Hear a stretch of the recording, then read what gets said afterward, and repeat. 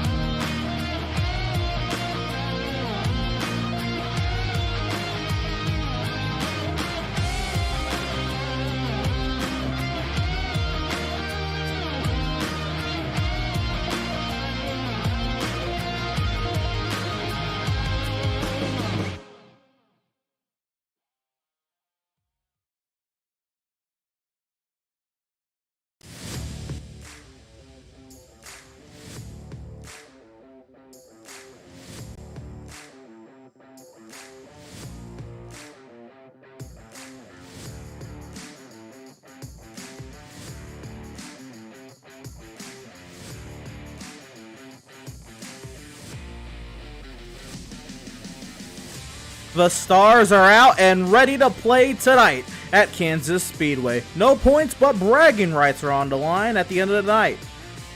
25 lap open leading into the 80 lap All-Star race. That's what's coming up next tonight on Pit Stop TV. Good evening all and welcome to the virtual Kansas Speedway. Ed Scher is alongside Vikal this evening, and Ed, a fun night is in store to deviate from the playoff stress. The grid is set, but no points are up for grabs tonight, just a lot of fun, and the right to say that you are the best. Yeah, absolutely. We're coming to a track that's not really familiar with a little bit of an all-star race. We're at the famous Kansas Speedway, the good old mile and a half. I know all-star races usually used to be in Charlotte, North Carolina, where they go to the Charlotte Motor Speedway for most of their all-star racing, or past recently, Texas and Bristol, but they're doing it a little bit different.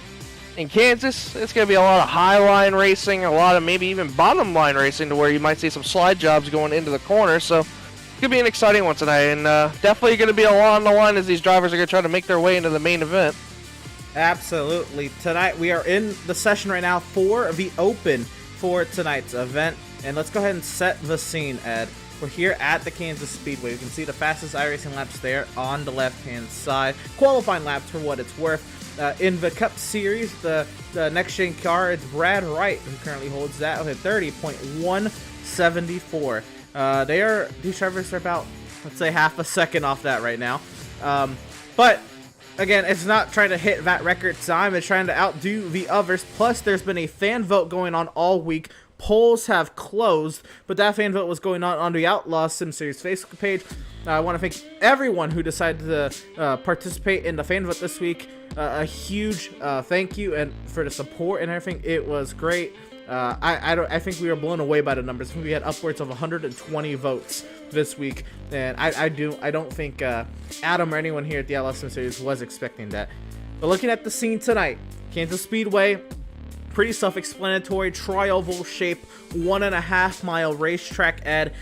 We hear a lot about running the high lines around here. The bottom line is great for saving tires. It's going to be a fun night, but we're looking at 25 laps. I don't know if saving tires is really going to mean anything. No, I don't believe so. We got that short little bit of 10, 10, and 5. I just really think it's going to be just go as well as you possibly can. I mean, you got 10 laps to basically make up as many positions as you can. I really believe that qualifying is going to be definitely a factor for this first opener stage, Emerson. I feel like you got to get the best possible lap out of your car, I feel like. I mean, if you have that clean air, it's really the king here at this kind of track, especially when it's as hard to pass at a certain track like Kansas is to even be able to pass somebody. Everyone's going to be mainly around that top to middle groove, but, the only way I can really see people going around here and making passes is on the bottom, and it's really difficult unless you just build up that kind of a run that gets you off of turns 4 or turns 2 on the straightaways to where you can make that pass. But it's just so difficult at top. I feel like it's going to be way too king. Absolutely. And again, pit entry, we're not talking about that really in the open, but there is a mandatory pit stop, which I imagine is mandatory under green flag conditions in stage 2. And you see that pit entry, it's all the way pretty much right off the banking off turn 4. That's gonna be a very difficult pit entry to hit, and pit exit as well is very bumpy, very slippery. We're gonna see these drivers struggle a lot with pit lane tonight on that mandatory stop during segment 2 of the All-Star. But we're in the open right now, and still have a lot of setting to do. And now I said, Ed, we are deviating from the playoff stress. Tonight is not a playoff race. Tonight is just an exhibition race. No points, no effect on the playoff standing. Tomorrow, or I'm sorry, not tomorrow, next Wednesday is an off week for us at the Outlaws Sim Series. There's still a broadcast going on next Wednesday for Pit Stop. And that's the Old Fart Sim Racing guys in Chicagoland. But as far as Outlaws is concerned, it's an off week. So it's 2 weeks off in between the end of the regular season and the start of the playoffs. And let's take a look at those playoff points and look at what we're dealing with. Again, none of this is affected tonight. This is after the playoff reset, though. And we look at a driver like Jonathan Jennings, who won a lot of stages throughout the season, Ed. He finished second in the regular season championship, but he is the current point leader after the playoff reset. And you can look at the bottom here. Andrew has done a great job with labeling the key for all the point totals you see on the right hand side of each column. The green points totals are considered safe or locked into the next round. Right now there's no locks into the next round, they're just safe. The yellow numbers are on the bubble, and the red numbers are considered out, entering the round. And then the gray numbers, obviously, they're not in the playoffs. And of course, what we've noticed all season, and we've had now after a couple seasons here in the Outlaws Sim Series, and for the time here on Piss Off TV, every asterisk or star next to each driver's name is 1 win on the season, Ed. So looking at the points, I know Max Service did win the regular season championship, but he is second in the playoffs, only by 4 points to Jonathan Jennings, 4 points ahead of teammate Seth Berger, Jeremiah Sutton, Seth Fitzpatrick, Adrian Schumacher. They're 23, 19, and 19 of the cut line. As we expected, they have wins. A lot of the drivers that we are going to see tonight are going to be those ones with the yellow point total. Drivers who did not get wins on the season also didn't get wins last season. The criteria to make the All-Star race tonight was winning last season and this season. But we're going to see a lot of these guys right in here in the open. Jacob Reeves, Scott Bailey, potentially James Gilley, he's not in the session yet, Adam Gardner, Andrew St. Cour. So a lot of guys are going to get a little bit of a playoff of that bubble racing right here in the open. Yeah, I'll tell you what, this playoff system is just going to be absolutely insane in my opinion. You know, Jennings rated it a priority to get as many stage points as he did, and seeing how that paid out, he's our current points leader going into the playoffs. Especially with how good of a end of the season he's had in the regular season, even though Max won the regular season title. Jennings, I feel like, had the more consistent end of the season, in my opinion, than that whole top, 6, maybe 5 cars up there. But what's going to be even more stressful for these guys is just look at the gap between 7th to 16th. Absolutely. I mean, it's 4 points. It's only 4 points. It's insane to me that it's that small of a gap. I mean, you make one mistake when we go to Daytona Road Course, you're just going to see yourself drop instantly in that point standing. So, especially when we do the stage racing too, I definitely look at somebody like Jacob Reeves or an Andrew St. Cour or Scott Bailey to maybe put a lot more priority into winning and getting stage points. It's going to be definitely a factor for them. James Gilliard has that mindset, in my opinion, that he just wants to win. I feel like he definitely has the potential to win. I think you and me can both agree I think he's one of the surprising drivers in the garage that hasn't had a win this year, along with Andrew St. Cour. Brad Buffalo's that sneaky little driver. I feel like they can maybe get a lot of stage points. Even Adam Gardner. I feel like once this starts clicking and Adam maybe can get some points, I feel like he can go on a decent long stretch in this playoff run. But it's just you just have to look at Daytona Road Course and be like, what do I have to do to have the safest race possible and also get stage points at the same time? The strategies are going to be insane. I could definitely guarantee that. But it's just, who's going to play the mind trick and outdo somebody, like an Adrian Schumacher, who we expect to be dominant at a road course, or a Seth Fitzpatrick, maybe even a Jennings or Max Service, to overleap those guys? That's what's going to be the question going into this first round of the playoffs. Absolutely. And it really was a little surprising how top heavy the wins were this season. And you also notice, if you are not a active viewer of the Outlaws Sim Series, you notice Zoltan Hertzeg is 18th in points with 2 wins. Why did he not make the playoffs? Well, he did not make the required amount of starts to make the playoffs. The rule for the Outlaws Sim Series has always been, as a driver to make the playoffs, you have to make 75% of the regular season starts. Because Adam doesn't just want drivers to come in, win a couple races, don't show up the rest of the season, and then show up for the playoffs. That's you really need a whole body of work if you're going to be a driver in the Outlaws Sim Series playoffs. And I like that rule. It keeps the drivers who do run this full time. It rewards them, but also it makes it count. You know, you have to run at least 20 races of the 26 in a regular season. I know it's a lot of races, but that's just it. I mean, as far as real NASCAR, you can't miss a single race without, you know, a medical waiver.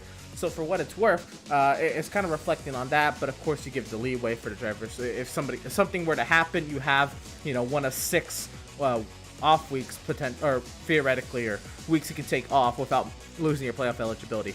So that's why a driver like Zoltan Hertzeg with 2 wins is not in the playoffs tonight. But you're right. You said the gap between 7th and 16th is 4 points. Oh my goodness. It's wild that the bottom 5 are tied. And that's mind-blowing to me. we talked to Devin Smith, I think before the Phoenix race, or before Bristol, I can't recall. Maybe before both of them. He said he was not worried for this round because he feels better on road course. So that could be somebody who could knock somebody who's currently in the top 12 out. Doug Solms, who he saw was running 3rd at Canadian Tire. That's another driver I can see that could run well at the Daytona road course or the Charlotte Roval and knock someone out. So those drivers that are in right now, even though, I mean, they already know that they shouldn't take it easy because they're very slim margin over the points.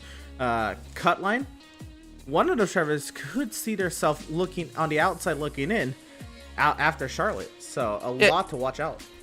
Yeah, just think of how much of a difference, you know, a couple of races could have been. Devin Smith was feet away from winning at Bristol. Absolutely. He was about to battle Landon Lacey for the win, and he won it the previous season. Adam Gardner almost won at Daytona. I mean, right there in the night race, the second Daytona race. So if he makes it to Atlanta, I think you got to look at Adam Gardner to maybe sneak a win there. I mean, there's just a lot of tracks that fit these guys that are below the bubble. Like you mentioned, Doug Solms at Canadian Tire, he's a good road course racer. He's underrated. But I mean, look at this schedule, Emerson. I mean, you got 2 road course races in the first round that definitely pay out for some of these road course ringers. But I think a lot of these guys are going to have Milwaukee circled as that wild card that you just have to do at least perfect. Absolutely, especially if you're not a road course guy, you have to go all in, cards on the table, all the chips pushed to the center at Milwaukee. If you cannot capitalize on the road courses, you have to be there at Milwaukee, or you are going to be in some trouble. Or you can hope that there's maybe chaos, because we had 4 full course cautions at the Charlotte Roval in Season 1, Ed. Normally you don't see cautions in the Outlaws Sim Series. We had 4. So that could be something as well. Somebody looking at the Roval as a wild card, because we kind of look at that in real NASCAR as well. The Charlotte Roval kind of a wild card race, and then the whole of the playoffs has wild cards littered. We have the short track, USA International, Lakeland, Florida. The track that's too tough to tame at Darlington. The Big Bad Super Speedway at Talladega. The Atlanta now Super Speedway mentality there at round 34, and the short tracks to close out the season around 35 and 36. Very chaotic playoffs. What we got coming up, but we can talk on and on about what we've got coming up for us in the playoffs, Ed. We do have an All-Star Open to cover tonight. Let's go ahead and take a look at the practice charts. It's Scott Bailey who's currently leading the practice charts. And again, all of these are drivers who did not win either last season or this season. All of these drivers have to race their way into the All-Star race. And tonight's All-Star Open is a 25-lap event where caution laps will not count, and at the end of lap 10, the leader at the end of lap 10 will go to the All-Star race. The leader at the end of lap 20 will go to the All-Star race, and the winner of the All-Star Open will go to the All-Star race. And of those remaining drivers, the fan vote will then be what's used to determine who makes it into the All-Star or who doesn't, and we'll go from there. The driver with the highest amount of votes that isn't locked into the All-Star race via the Open will be our fan vote winner. The votes have already been tallied. We have all those results on hand, but we're not going to announce anything until following the Open. But Ed, looking at the practice charts, I know there's only 11 drivers out there, and if Fitzpatrick accidentally registers a driver, he's in the All-Star race, he's fine. But the 11 drivers who have set times, Ed, what do you make of the times? I mean, I'm a little surprised to see, you know, somebody like Justin McMahon or McMahon, excuse me, or Andrew St. Cyr as low as they are. I mean, Andrew St. Cyr has been, you know, he had that up and down stretch to where he had good finishes rolling up, but just got in unlucky trouble. These last couple races he had, though, he had that great running at Nashville last week where I thought easily he had a top 5, maybe even a top 3 car. And the same thing with Jacob Breeze. They both had really great finishes last week, and I'm hoping they carry that momentum going forward. But I definitely would like to see somebody like an Andrew St. Cyr maybe gain some confidence from this kind of race to push himself into the postseason to see what he can do there.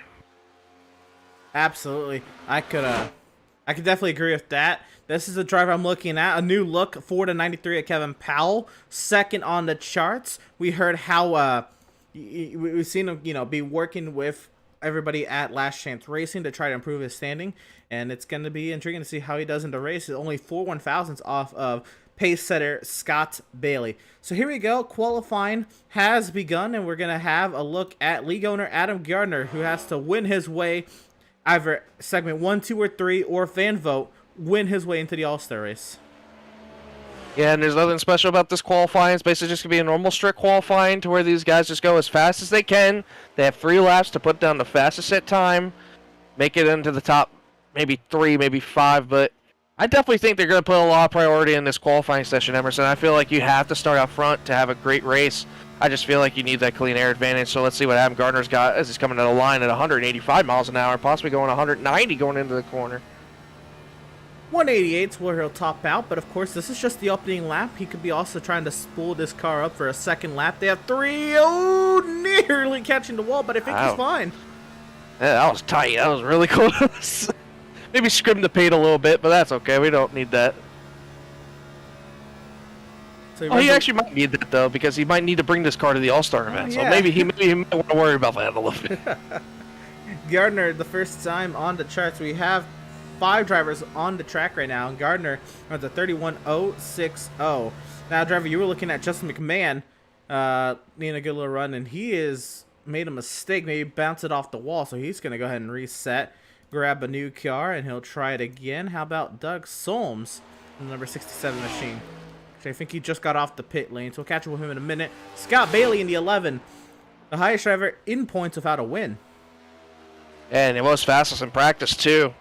So I'm interested to see what kind of speed this 11 brought here to Kansas. But a little surprising to see these guys really going for that wall riding strategy in this qualifying. You know, usually you want to take the fastest way around, which would be the bottom at certain tracks like this. But, you know, these drivers would get way too comfortable with the top because you just feel like your car has more stability running the top than it does the bottom. I mean, Emerson, you and me in the past, we've understand this track as it's ran in these NextGen cars. You know, when we ran here, it was mainly a bottom strategy. That was in the daytime. The difference, though, now, we're at nighttime. It's a little bit more cooler than what we had to deal with when we raced here in the daytime. So it might be, you know, about as comfortability as you can. As Scott Bailey goes to the top of the charts with a 6.29.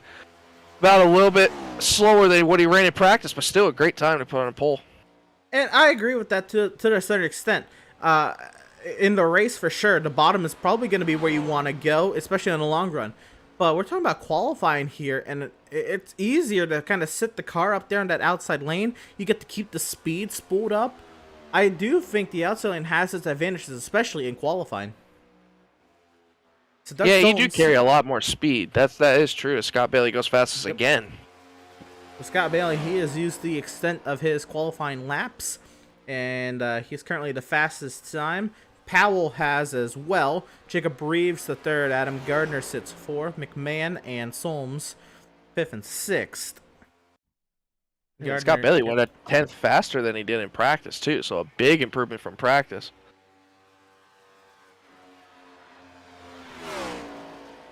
So there is no mandatory stop in the open. I knew that, but I wanted to make sure, and Adam did get back to me after his qualifying run. No mandatory stop here in the All-Star Open. Jacob Reeves, his final qualifying lap. He'll put it third quickest. McMahon, fourth. Solms, fifth. And Matthew Byers has gone around. He's actually found the back straightaway wall, I believe that was. That little hefty of a hit there for Matthew Byers, and it's a little bit of a smaller qualifying, so we might have the chance to go view this incident. So let's go ahead and see and figure out what happened to the 94 Matthew Byers. Nice qualifying run out of turn 2. Loose. Oh, looks like the back end just stepped out. And gets the wall back in first. That one hurts, but he's able to reset. He's got a couple more laps. It's not over for the 94. Yeah, I feel like we're going to see a lot of that tonight, even in the All-Star race, Emerson. I feel like if you just overstep it just the slightest little bit, that car will definitely get loose on that exit. So that's something we're going to have to pay attention to. The 94 of Andrew Schroeder on the track. Andrew trying to race his way into the All-Star race in this number 47 New York Jets machine. And football season is right around the corner at less than, 8 days now? 9 days to kickoff. Sporting the Jets livery. I know you're a Giants fan, so you might not necessarily appreciate that. But yep. But it's a great time of year for NFL to be back in action. And Schroeder on his third lap will not take it, and he'll pull off the track. I thought he was going for a different strategy there. I thought he was trying to cut the track as much as he could possibly. I thought he was going to go all the way to the apron, all the way to the corner, and then merge back onto the track. But yeah, that was a little surprising. I mean, it looked like he went as hard as he possibly could in that second lap, but he just couldn't get the car to just stick to the bottom. It was washed up a little bit in both the corners, so it's interesting. This is what I'm surprised about. We haven't seen Andrew St. Cyr take a lap yet. Here he goes. And as soon as I say that, he starts rolling. I think he was waiting for the cue. I think he's watching. Yeah, I think he's watching. He might have been waiting for my cue. He wants his own TV time. Want to make sure he's the only car on track. I mean, Ryan Blaney had the same scheme at Daytona. I mean, and he was stressed out all the way to the end of that Daytona race. But I don't think Andrew St. Cyr is going to be as stressed out as Ryan Blaney was. Let's see what kind of times he put up here.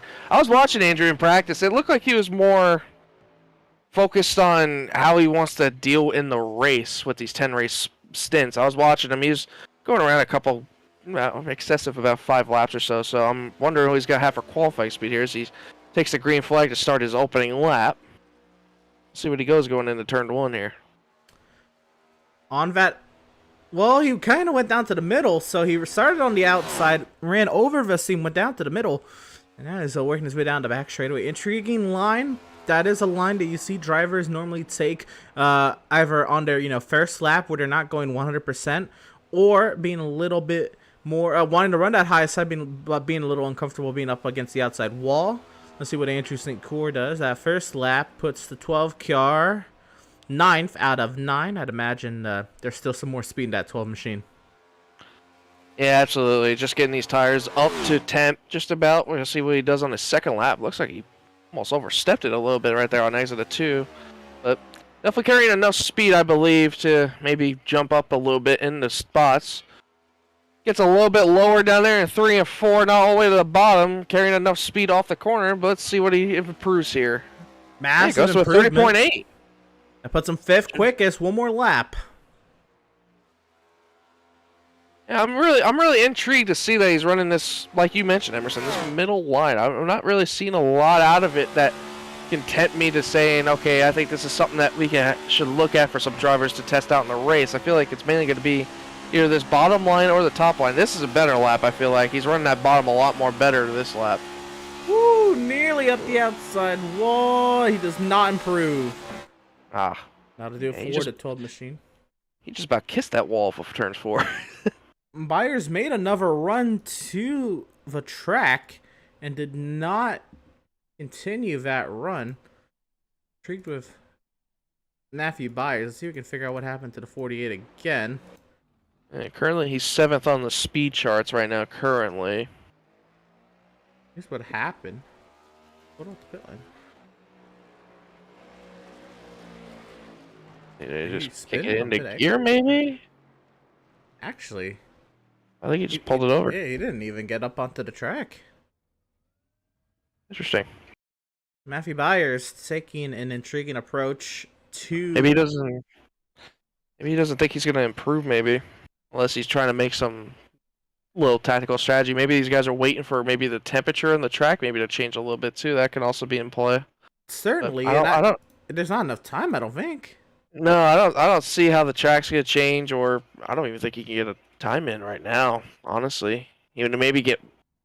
I mean, he would have to go now, probably, to get this time in, but I think he's past his time, so I think that'll do it right now for qualifying him.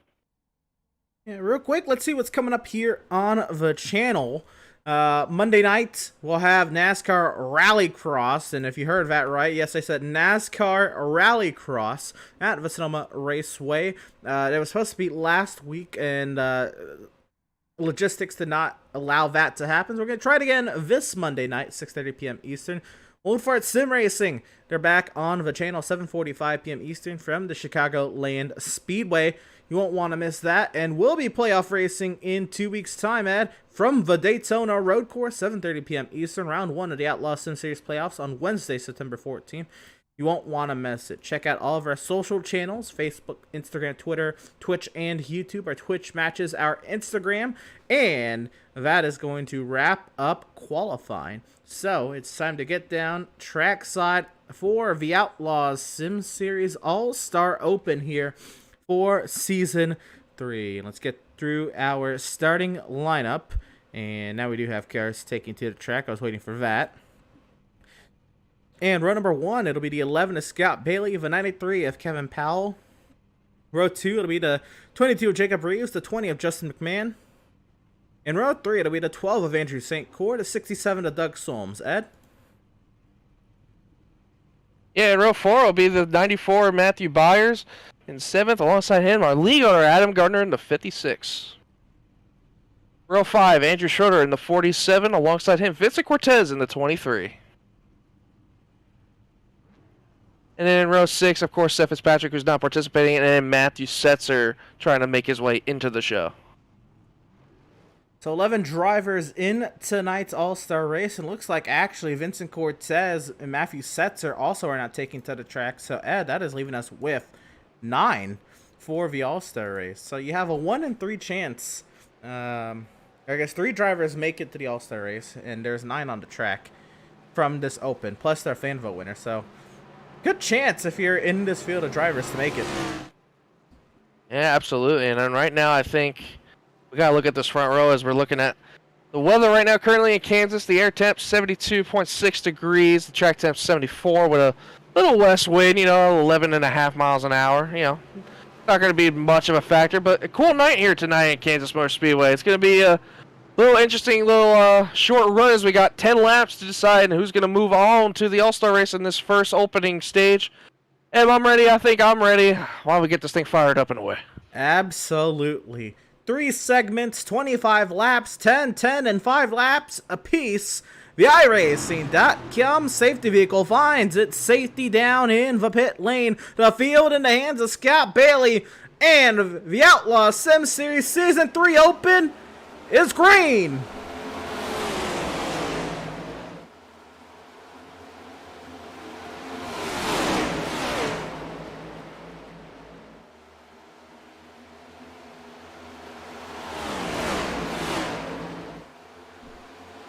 Oh, Scott Bailey is sideways on the back straightaway. He loses the lead.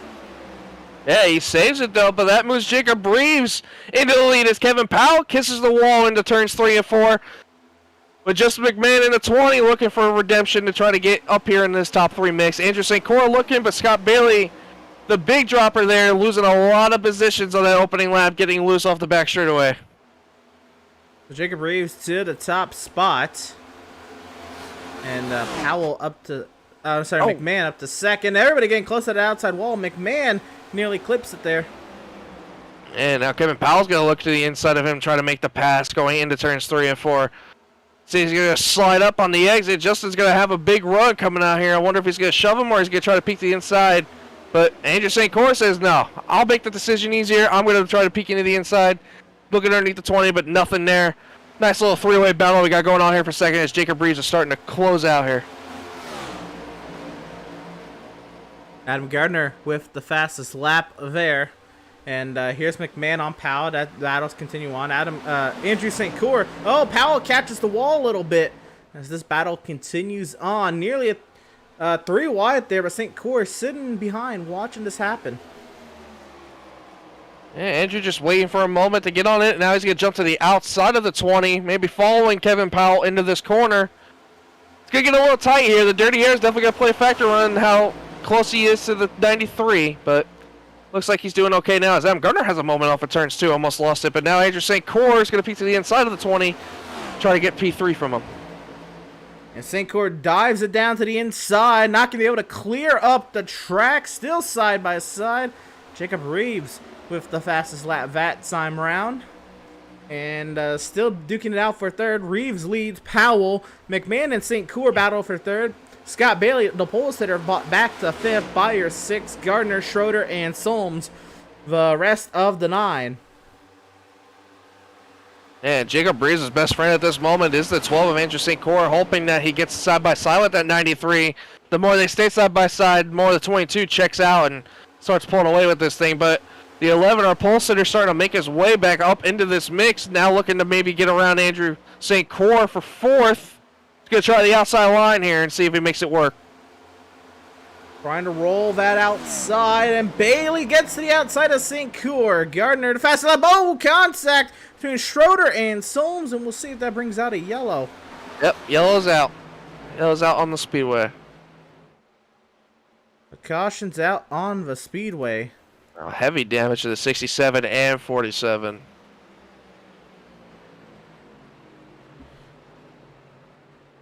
I'll try to get a replay and see what happened.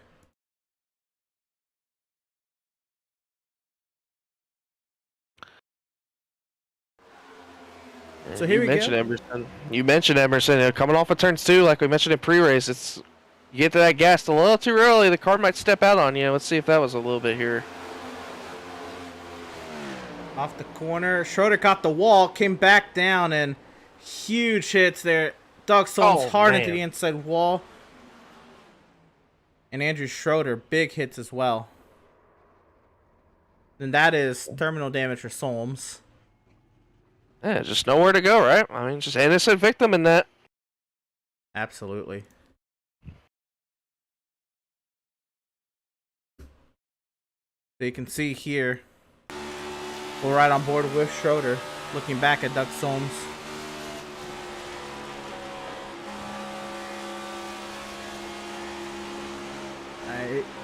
He just gets on the gas a little too soon, flips the wall, and that was that.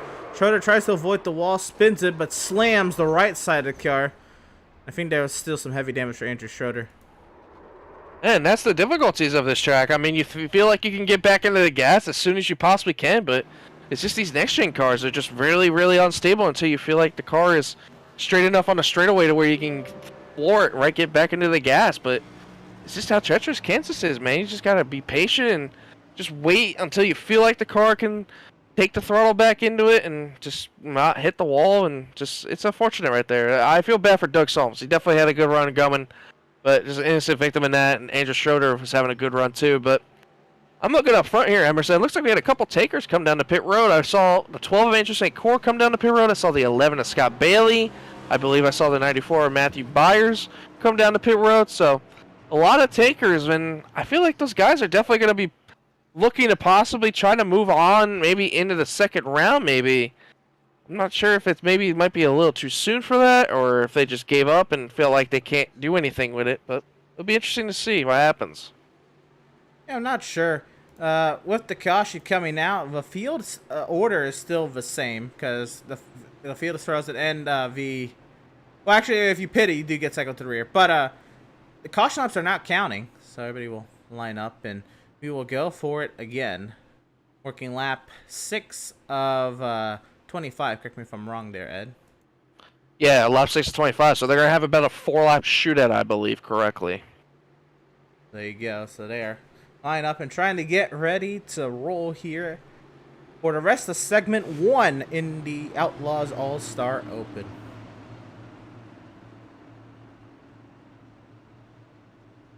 So that would put Doug Solms out of the race, Andrew Schroeder out of the race, leaving 7 cars remaining on the track for the rest of this open and, for all intents and purposes, the rest of the segment as well. Yeah, we have a couple new faces up here, too. I mean, Adam Gardner, actually not a couple of new faces, one new face. Adam Gardner's chosen the bottom lane. He's going to restart behind our leader, Jacob Reeves, coming to this restart here. So this will be interesting to see how aggressive Adam Gardner is to get by Jacob Reeves and possibly take the lead away. So 7 cars left on track for the open. Starting lap number 7, the field in the hands is Jacob Reeves racing once again from Kansas.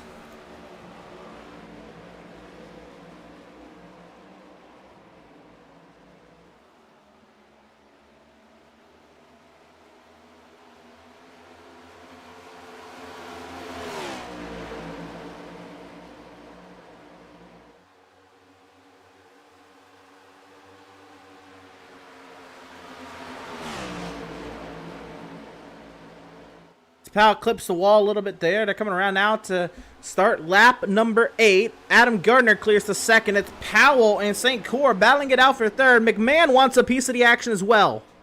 Yeah, how about Adam Gardner on the restart, starting behind our leader and jumping all the way to second.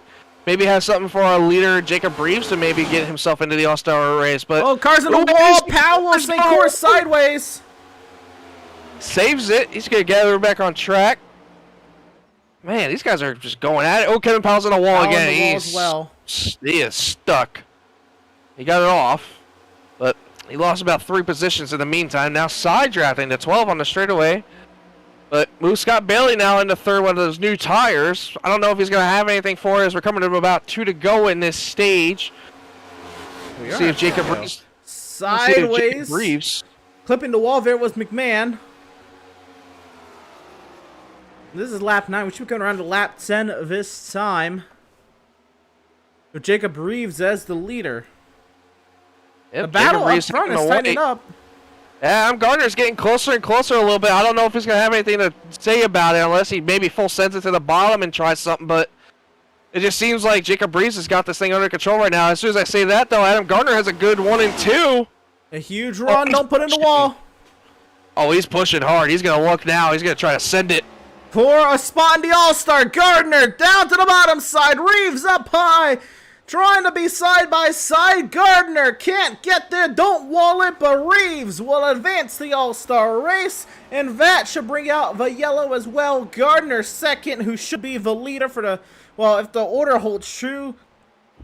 Bailey up to third, or what a run there for Jacob Reeves to win his way into the All-Star.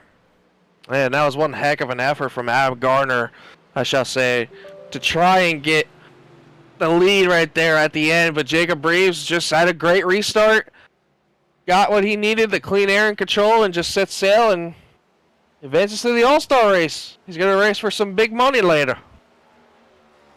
There you go. So, Adam Gardner, the leader now over Scott Bailey, and the battle for third. That was something else as well between Powell and McMahon and St. Cyr. Billy McMahon took third over St. Cyr and Powell. And they approach the pace car. They'll go through a normal caution period. While that happens, going to go ahead and step aside. And we'll be right back with segment number 2 of the Outlaws All-Star Open.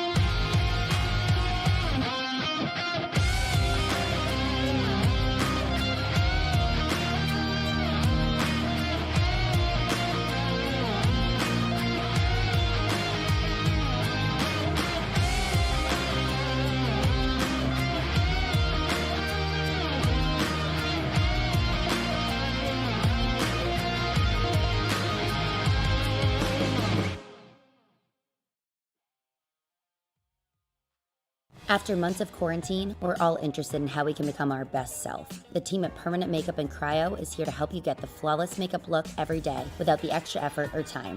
When it comes to your appearance, you deserve the best care that money can buy.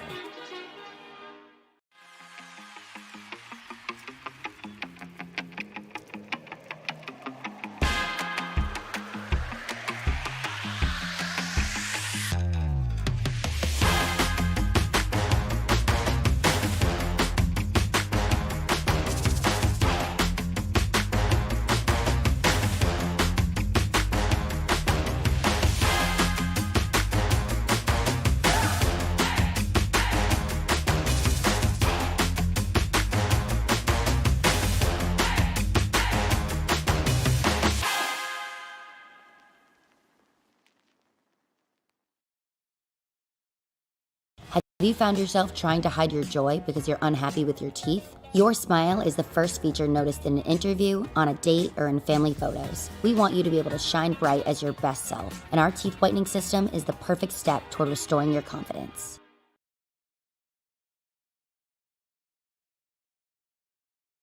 Welcome back to Kansas, and it is Scott Bailey who took the lead. Well, I'm sorry, Andrew St. Cour who took the lead by staying out. A lot of drivers did come in on that cycle, Ed.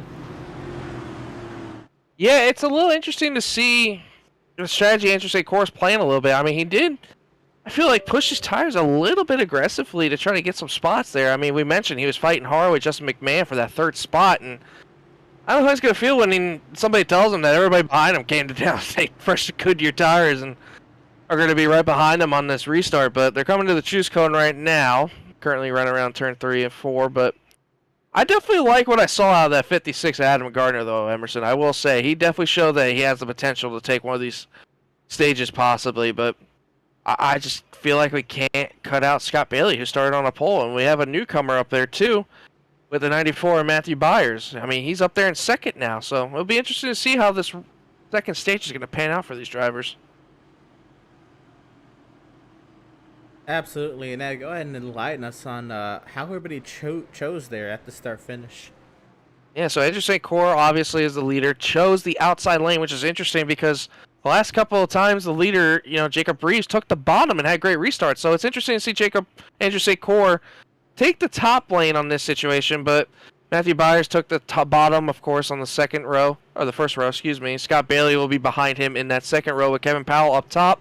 Adam Gardner will be behind Kevin Powell in the third row up top with Justin McMahon on the bottom in row 3. So it's going to be about 6 drivers fighting it out for this second stage win to make it into the All-Star event. But it's going to be interesting to see how this restart pans out for Andrew St. Cour. He's on these older tires compared to all these guys, and something a little bit different. The leader took the outside lane, so that's something we're going to have to see if that pays out for Andrew St. Cour. I don't know if I would have chose that, in my opinion, because I feel like the bottom would probably fire off better going into the corner with so much speed, but we'll see here as they're getting ready to see the pace car pull off. So clearly we're having technical difficulties trying to figure that out for you, but here's the 6 cars left on track. Andrew St. Cour, Matthew Byers, the field. Green flag is in the air, working lap 11 of 25.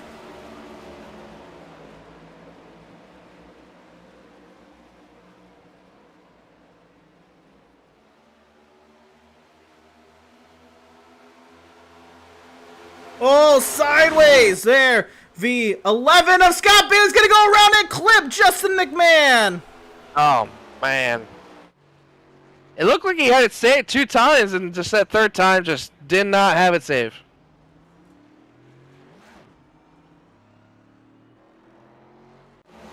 Big incident there for Scott Bailey.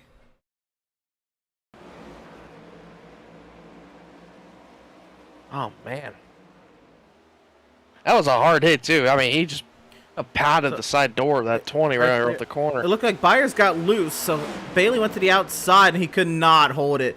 And big hit there for Justin McMahon. It looked like they'll be fine, but still a pretty hefty hit. Yeah, look how close Adam Gardner got to that, too. I mean, Absolutely. He barely skimmed away from that, and that was definitely something he did not want to see in front of him happening. And It's definitely going to be some extensive damage, I feel like, repair on this 11 and 20 machines, but On board the 56. this is going to be a ride. Yeah, this is going to be a wild ride here. Watch how close this is. Absolutely.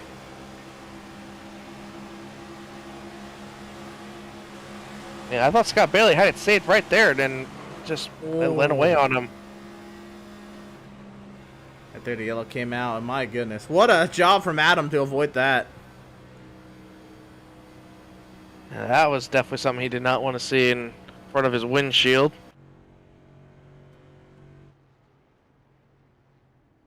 Everybody coming back down pit road. There must be unlimited sets of tires, because everybody's coming down pit road. Yeah, A lot.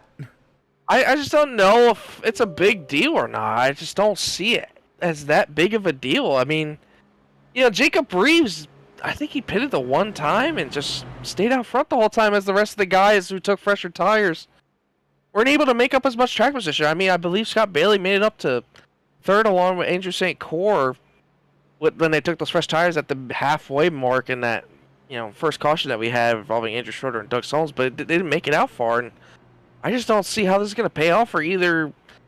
I believe it was Matthew Byers that came down, Scott Bailey, of course, with the damage. Adam Gardner came down. Doug McMahon with the damage as well came down, but I just don't see how these tires are going to pay out for them to get up to the front. Well, if they have a limited set of tires and it's only a 6-car field, I guess might as well use them, right? Especially if you're not holding track position. So they have 4 sets of tires, is what I'm being told. And it is a 25-lap race, so I guess might as well, right? If this, you know, if there are only that many sets, try to use them.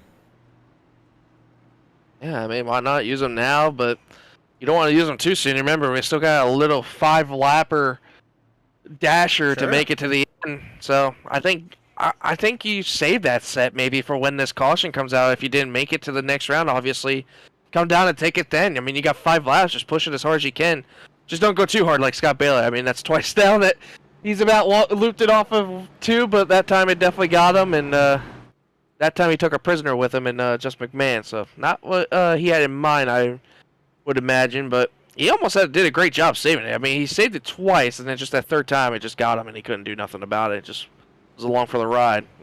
But they're going to be coming to the choose cone this time by. They're in turns 3 and 4. Our leader, of course, being Andrew St. Cyr. Second place would be Kevin Powell. Those both stayed out. Adam Gardner came down pit road, is in 3rd place right now. So I definitely think he's in the hot bird seat if he starts behind the leader and has a great jump like he did in that first opening stage, to where he ran down Jacob Reeves almost and got that first opener win. But I definitely think we have to watch Adam here, Edverson. I think he's definitely a sleeper. Absolutely, the catbird seat for Adam Gardner there in that 3rd position. Could be on the move. Fear St. Cyr elects the outside. Powell down low. Gardner down low. And then it is Byers, McMahon, and the crowd. And actually, Powell decided to jump up top. I believe he just jumped up top now. So Adam Gardner's going to be up in the front row. But did he do that at the correct time? Is Powell going to maintain that position? It looked like he came across the line on the bottom. It was close. I agree with you. It was very close. I think he may have had a little bit of a showing that he wanted the top, but just went at the last second. But I'm a little bit more interested because Adam Gardner looks like he's got no friends right now behind him. You can take a look at it here real quick. Yeah, even Andrew St. Cyr was late on his decision too, but he jumped it perfect. Powell, he looked like he was trying to go bottom, and he did stay up top. So that was correct. So Adam Gardner, I think, is the only one down the bottom. Everybody else selected the top. He is the lone victim on the bottom lane. But he got the freshest tires. Absolutely. So let's see how good of a jump he gets on this restart.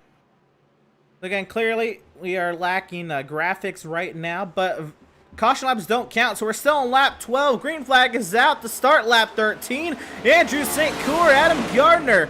But it's up 2 as they battle down into turn 1.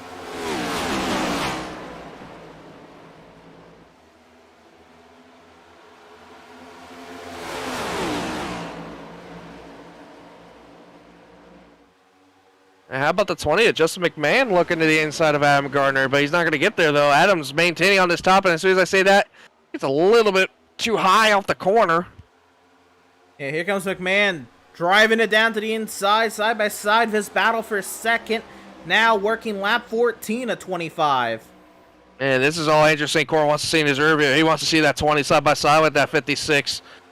So hopefully he can pull away just like Jacob Reeves did. But Andrew's running a little bit lower on that entry than Adam Gardner. Adam Gardner's a little bit higher on that top lane, as you can see here. Adam's going a little bit more higher, but now he goes to the bottom now. Now he's going to try to look to the inside of the 12, maybe have a run here off the exit. We saw everybody get loose there off of turn 2. Byers, McMahon, and Powell. And Adam trying to chase down Andrew St. Cyr. This is lap 15. This is once again Adam trying to chase down and try to make this pass to win his way into the All-Star race. Oh, he makes contact, and he'll spin him. And Adam will go around. Powell, big hits to the inside wall. That is day done for the 56 and the 93. Justin McMahon leads, Bailey, Byers, and Andrew St. Cyr, and that's it. Holy cow, what just happened? Adam was, he was on it trying to take that lead and got a little too much. Oh my goodness, that was just crazy. It looked like Adam had the run. You're going to see here, Adam had a run going into turns 1 and 2, looked to the inside, and I think he was trying to slide back in, but just wasn't clear. Had a great run. Trying to go right for the here. lead, got tight, and just a little bit. And then he backed off, and then Kevin Powell just came into the picture and Powell looked like had nowhere to go. He just I powered think- through it right into Adam. Man. I think Adam was letting off because he knew that was a bad wreck. So that's unfortunate. And I believe Adam Gardner's got extensive repairs. Gardner and Powell are done. And Kevin Powell's still on track right now. I believe he has a tire rod broken right now. Or a toe link, excuse me. I don't know why I keep saying tire rod. I mean, it kind of might have a tire rod down too. there's a lot of that assembly. I guess technically could be a tire rod. Yeah, coming down to pit lane, the 93. 12 of Andrew St. Cyr also on pit lane. And as expected, a little bit of struggle trying to get that thing in the box. And they're changing tires, but can't really put that right front on. I think really a little bit more than tires on that one, I believe. So, staying out, Justin McMahon, Scott Bailey, Matthew Byers, Andrew St. Cyr coming out now in 4th.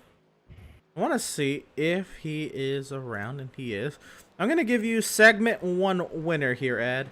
And I want you to see how he felt working his way through the field, and how about working his way into the All-Star. Yeah, talk about a little bit of a stress reliever. Our segment 1 winner, Jacob Reeves. Jacob looked like he had a little bit of a great run there in that first segment. You know, he had that good restart that got you out front ahead of Scott Bailey, and looked like he just never looked back. How did it feel out there? For about 10 laps I ran, it felt pretty good. I was kind of on cruise control, and then that caution come out, and I saw him go in behind me, you know, or to go in and get tires and everything. I was like, oh no, we're screwed. But somehow or another, we just held on. API give us a good car this week. I'm just happy to be in the All-Star. I'm just tickled death to be in the All-Star race.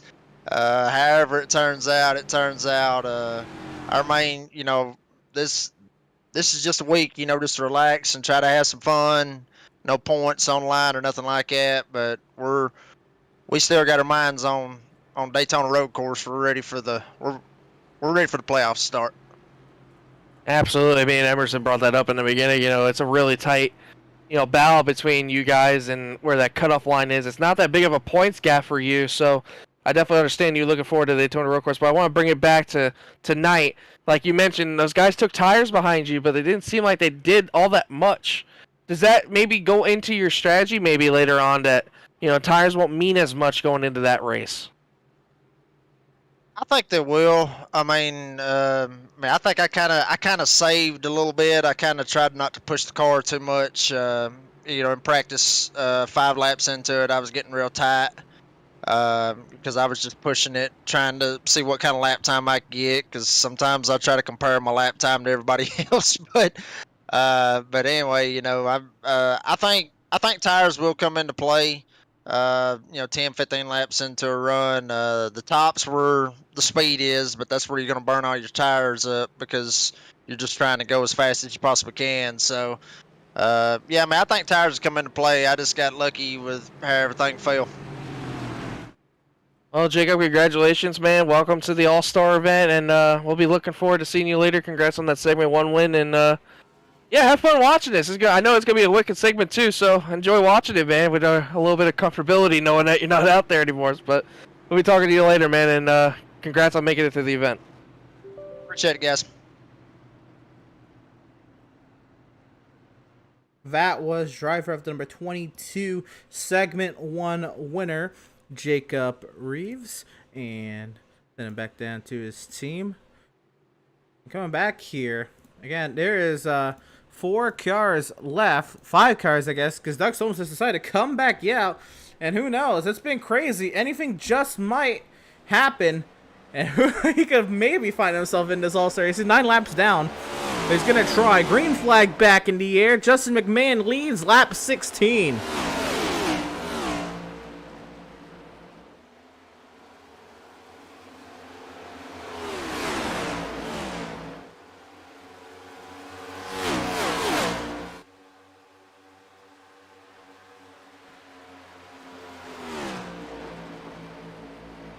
Starting to open that gap is the 20 of Justin McMahon. Matthew Byers trying to work his way up.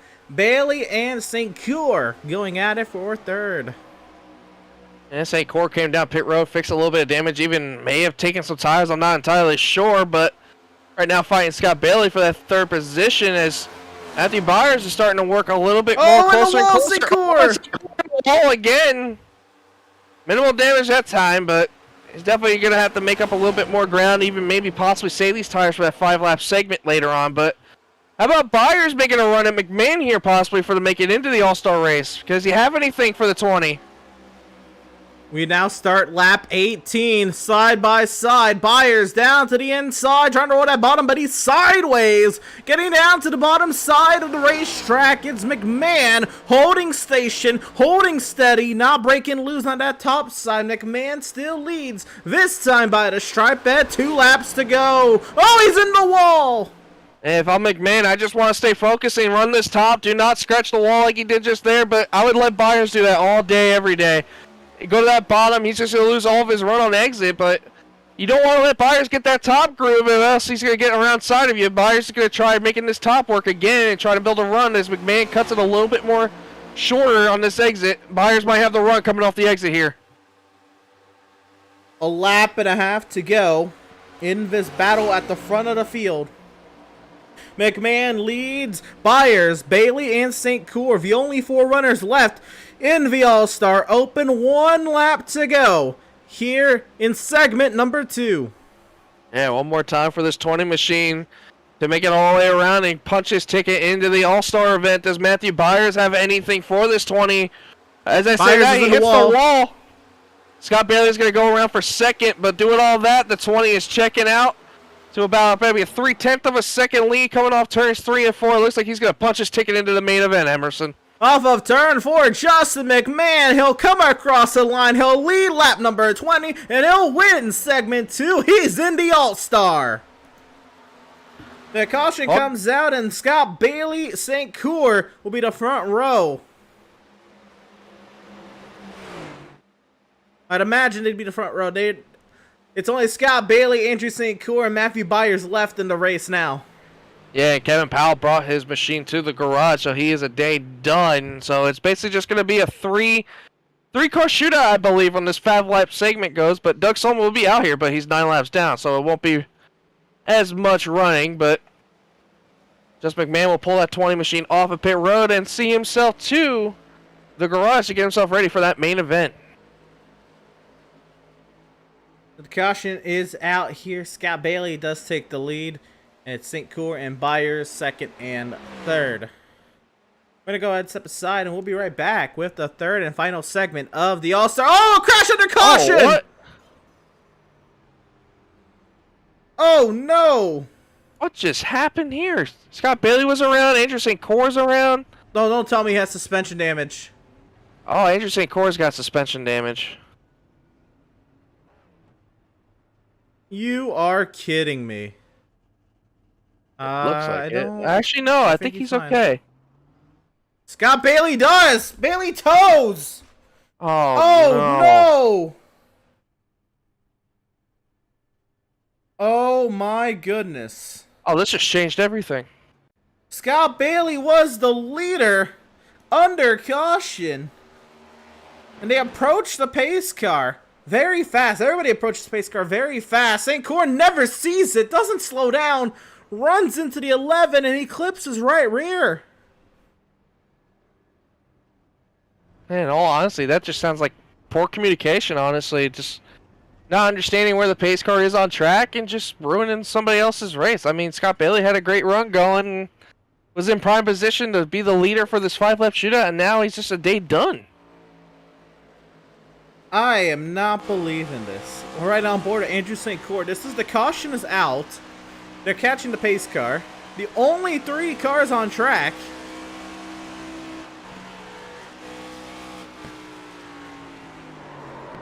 Doesn't see the pace car. Oh, he just never saw it. And the thing is there, it didn't even look like he hit the 11. It was net code.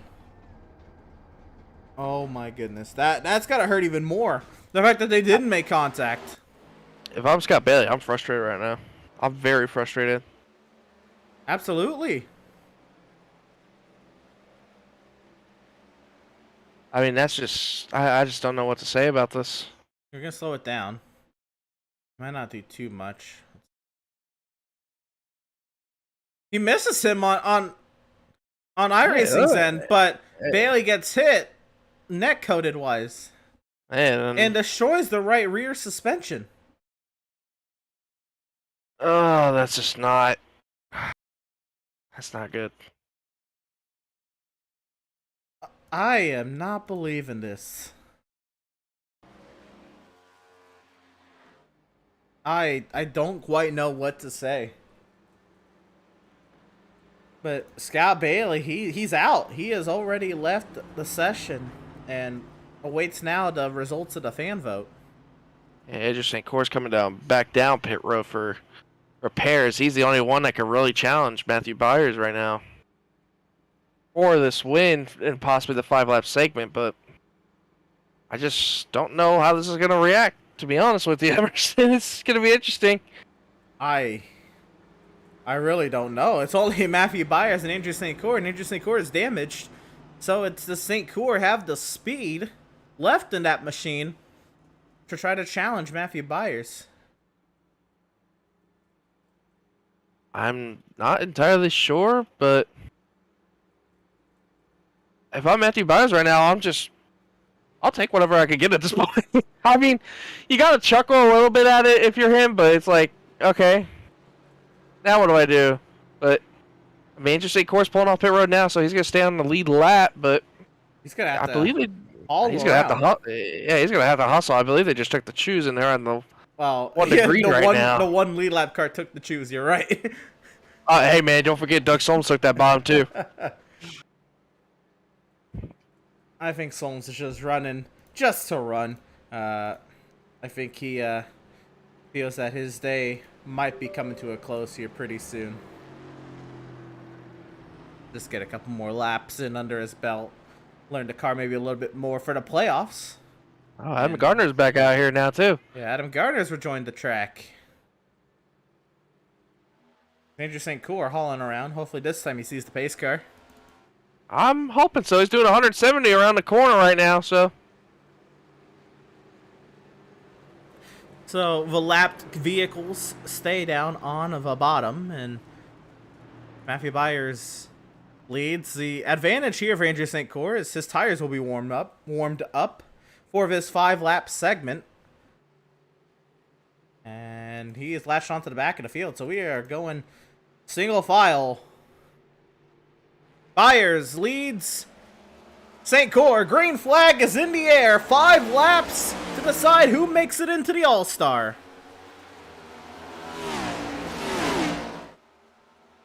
And if I'm Andrew St. Cor, I need to get around these lap cars quick, because Anthony Byers right now is checked out. Yeah, this really is it. And he's only going to have 4 laps to do, and he's going to absolutely send it. There's no holding back. Yeah, he's got to just put his fastest laps he possibly can in right now, and just hopefully he can do something to that 94, but I feel like he's going to be a little too late. I feel like the 94 just got a really great restart. Well, 4 laps to go. Let's see how this goes.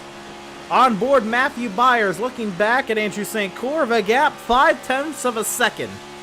And Andrew was about 0.4 of a second faster than our leader, so he's definitely making some pace, but can he just get there in time? Off of turn 4, the gap actually going towards the favor of the 94. And Byers has run a faster lap that time. 3 laps it goes, and St. Cor catches the wall.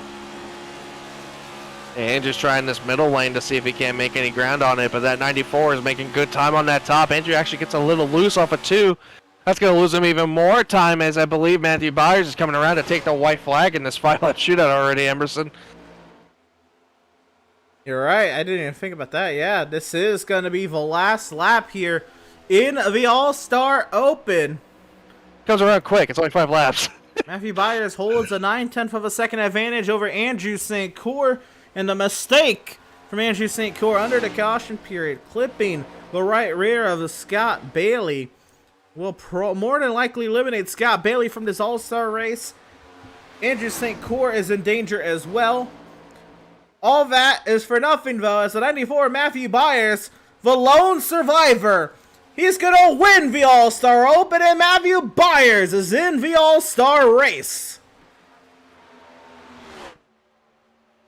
And I don't think it's definitely the way he wanted to, but I mean, you got to take it any way you can, right? I mean, it's just one job well done for that 94 machine. A good 5 laps. He ran hard and clean and just made it all out to the end and made his way into the All-Star event. How about that, Emerson? 2 newcomers both making the All-Star event in their first season. Yep, McMahon and Byers both. You're right. Newcomers to the Outlaws Sim Series. It's their first season.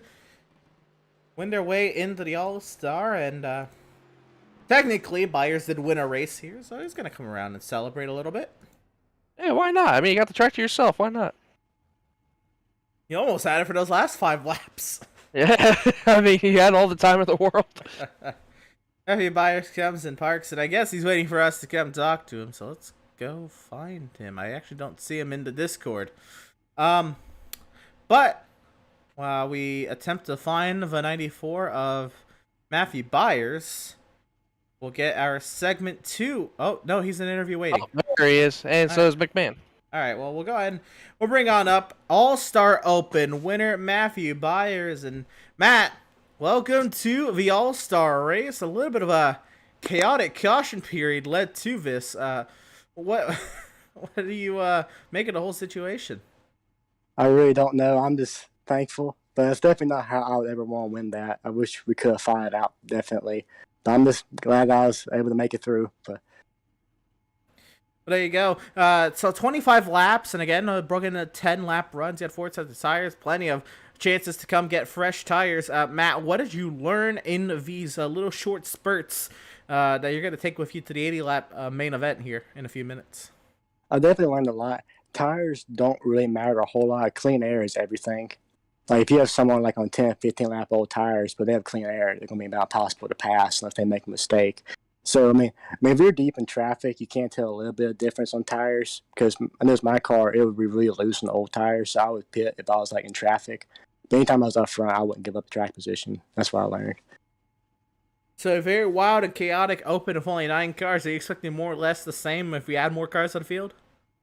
I don't think so. I think there was just, maybe towards the end, but I think it's because there's so much intensity with the 10 lap like sprint. So like it was so intense, if you win that, you're in. So I feel like that made it more chaotic. You never could really set in because you always had to be on the offensive. because of how it was set up.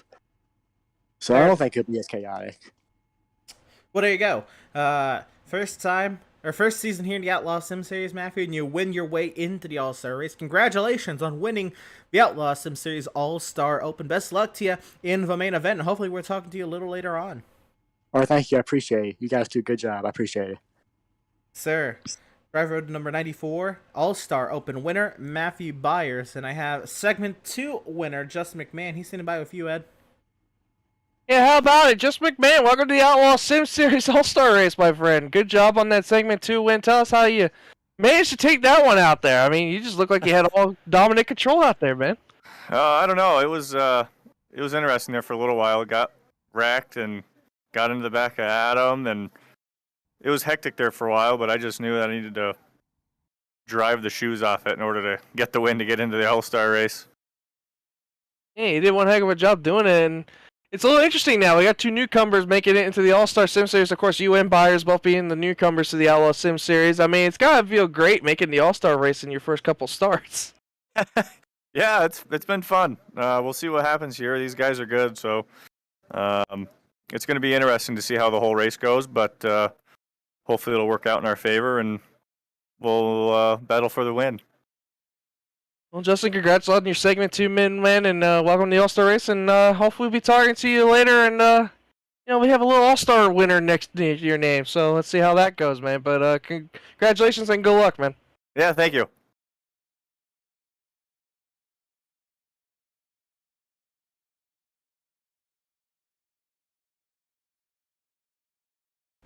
That was driver of the number 20, segment 2 winner, Justin McMahon and Ed. We have tallied up the fan votes. And again, I want to say this. I said this at the top of the show as well. I want to thank every single person who went out on the Outlaws Sim Series Facebook page and left a comment voting for your favorite driver to vote them into the All-Star race. There's all the support there from all of you out there. Everybody who views the Outlaws Sim Series weekly, it was much appreciated. And again, we were blown away by the amount of people who participated in this year's fan vote.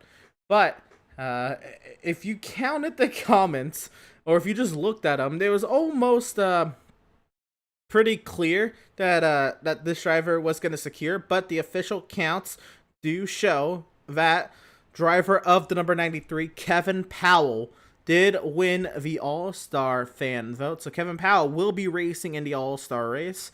The official count was 44 votes to Doug Solms' 21. So Solms misses out there with the fan vote. And of course, there's many others who participate in the vote as well. But Kevin Powell will be racing in the All-Star race. So let's go ahead and bring him on up. Our All-Star fan vote winner, Kevin Powell. And Kevin, I know the Open did not go the way you intended, but you are running the All-Star race. What did you make of what happened in the Open, and what can you take from the Open to the All-Star? We got a lot of, good information in the Open to apply in the All-Star race. It was unfortunate, a bunch of unfortunate events. I knew I had the fan vote from the beginning. I was, had I been up in the lead, I would have tried to win one of the segments, but if my teammates were there, then I wasn't going to push for it, trying to get as many teammates in as possible. But it was really unfortunate. When the 56 and the 12 had their little incident, I thought the 56 was going to stay high, but I think he kind of felt bad and pulled low, and then the 20 had nowhere to go, and that just took my chances out of getting any of the segments in the Open. Yeah, very wild and chaotic Open. I also asked this question to Matthew Byers, but do you think the intensity of the Open, any of that's going to carry over to the All-Star?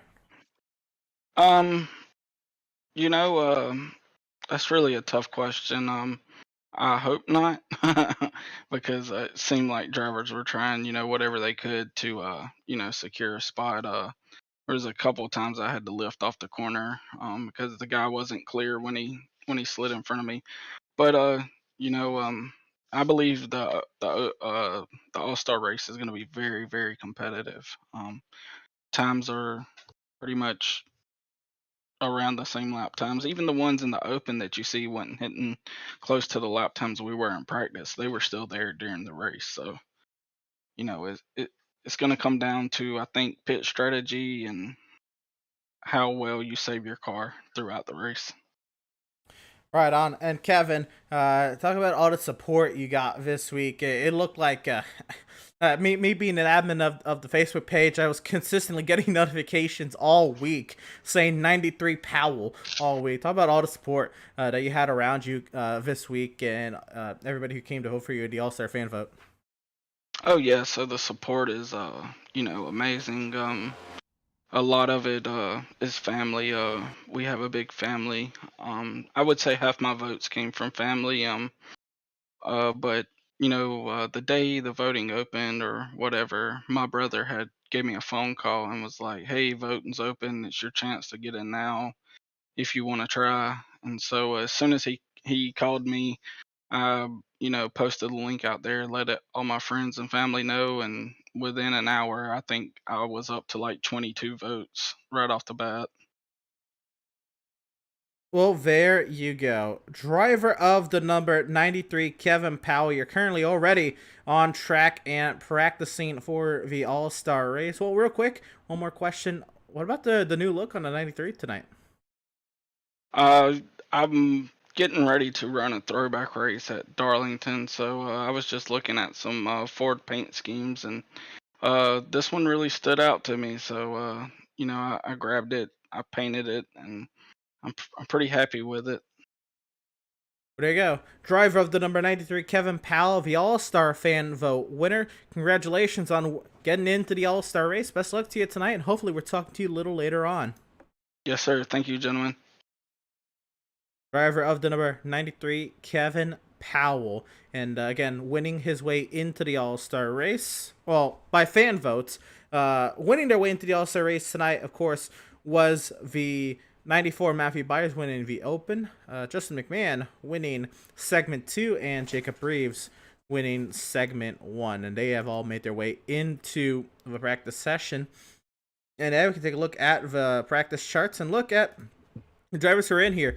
We got the qualifying for the All-Star race will be officially at 9:15 p.m. Eastern, 9:10 p.m. Eastern.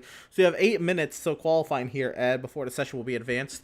It's Jennings top of the charts over Fitzpatrick, Lacey, Stutzman, Powell, Berger, Holt, Service, Ms. Schumacher, McMahon, Reeves, Evan Smith, and Byers has yet to set a lap.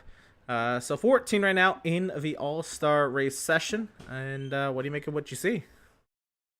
I'm really not surprised at our top three. I mean, Jonathan Jennings, our points leader going into the playoffs and all, showing he's got some dominant speed at a 30.4. I mean, man, that's fast in practice. But Seth Fitzpatrick, I mean, he hasn't had the kind of runs that we've expected from him these last couple of weeks. And we see Max Service taking a nosedive. It looks like to the straightaway wall on the back. But, Lady and Lacey are Bristol winner and came up short a little bit in Nashville. Had the little issues there with some pit strategy, but it's going to be an interesting race, to say the least. I definitely feel like there's a lot of potential in this All-Star race, and it's going to be interesting, especially with how this format's going to be, Emerson. Absolutely. And I was trying to get a look at the car there, and they are returning to the track. There's our regular season champion, Max Service, in that beautiful number 81 Burgart's Hellman Chevrolet Camaro, and this is Max running an inverted scheme for the All-Star race, and pretty nice. Actually, I think this looks great under the lights. It's different. I actually do like it myself too. I know about the pink rims though, but other than that, it looks good. Yeah, maybe a little too much pink, but it does fit, and pretty nice car. I'm intrigued to see how Max will do in the All-Star. And here, how about this? This is a throwback. And now that's what I like it. Now, if you don't know, Ed, this is the same paint scheme that Seth Berger won the Season 1 championship in. So Seth looking to bring a little bit of luck to his side alongside him this season, at least here in the All-Star race. And blue's my favorite color, so I'm appreciative of anything that has blue on it. I'm a huge orange fan, so I like the orange as well. Oh, he's got that blue chrome too on the front. You see where that LW is on the hood? It's even reflecting. Oh man, that's a nice space scheme. So Swift Racing bringing out some beautiful cars with them here. I'm sorry, what did that say on the back right there? On the back of his car? He has something with lettering on the back of his car. Trying to see I don't it know if we there. can get an angle of it. Nobody's behind him right now on the track. Let's see. I thought it said something rise up. Oh yeah, Burger Nation Rise Up. Oh my goodness. No, that was, I think, one of my taglines back in season 1. Well, we were starting out with the Outlaws Sim Series. Yeah, Burger Nation Rise Up. I would say that a lot because Seth was winning a lot, and let's be real, a good majority of the viewers then, and still a good majority of the viewers now, was Burger Nation. And it just kind of stuck. Seth Berger would take the lead quite often in season 1, and again, it was a phenomenal season. Talking about past champions, returning to the Outlaws Sim Series is defending Outlaws Sim Series champion Greg Holt. He will not be able to go on a title defense this year. He is not in the playoffs, but he is here for the All-Star race. Yeah, not bad on the speed charts either. I believe right now they have him P6 on the speed chart. And you see just behind him Jason Miz, who's working with him as well. So Jason Miz in that nice little blue Bruzy 24 Chevrolet Camaro. But and the Don Wheaton, that's a dealership. I believe that's sponsoring everybody there at that frontline performance sim sport group of drivers there. Running with one another, getting a little bit of pack practice, if you will. Yeah, nice trying to learn a little bit. Oh, yeah. Got 4 minutes left in practice. Everybody just kind of, learning what they can. And watching the, I guess they're more formally known now as Frontline Esports. I'll just call them the Frontline Boys. Oh, in the wall is Greg Holt. Oh, Miz is actually going to hit him. Yeah. Oh boy, but I'm excited, man. We're going All-Star racing in Kansas. I mean, that Open was fantastic and it was exciting and had some interesting but yet intriguing stuff happen, but I don't think we're going to have any of that in this. I feel like it's going to be a little bit more compact, I should say. I feel like these drivers are some of the best that we got in the business, so I think it's going to be a little bit more interesting. Absolutely. Absolutely.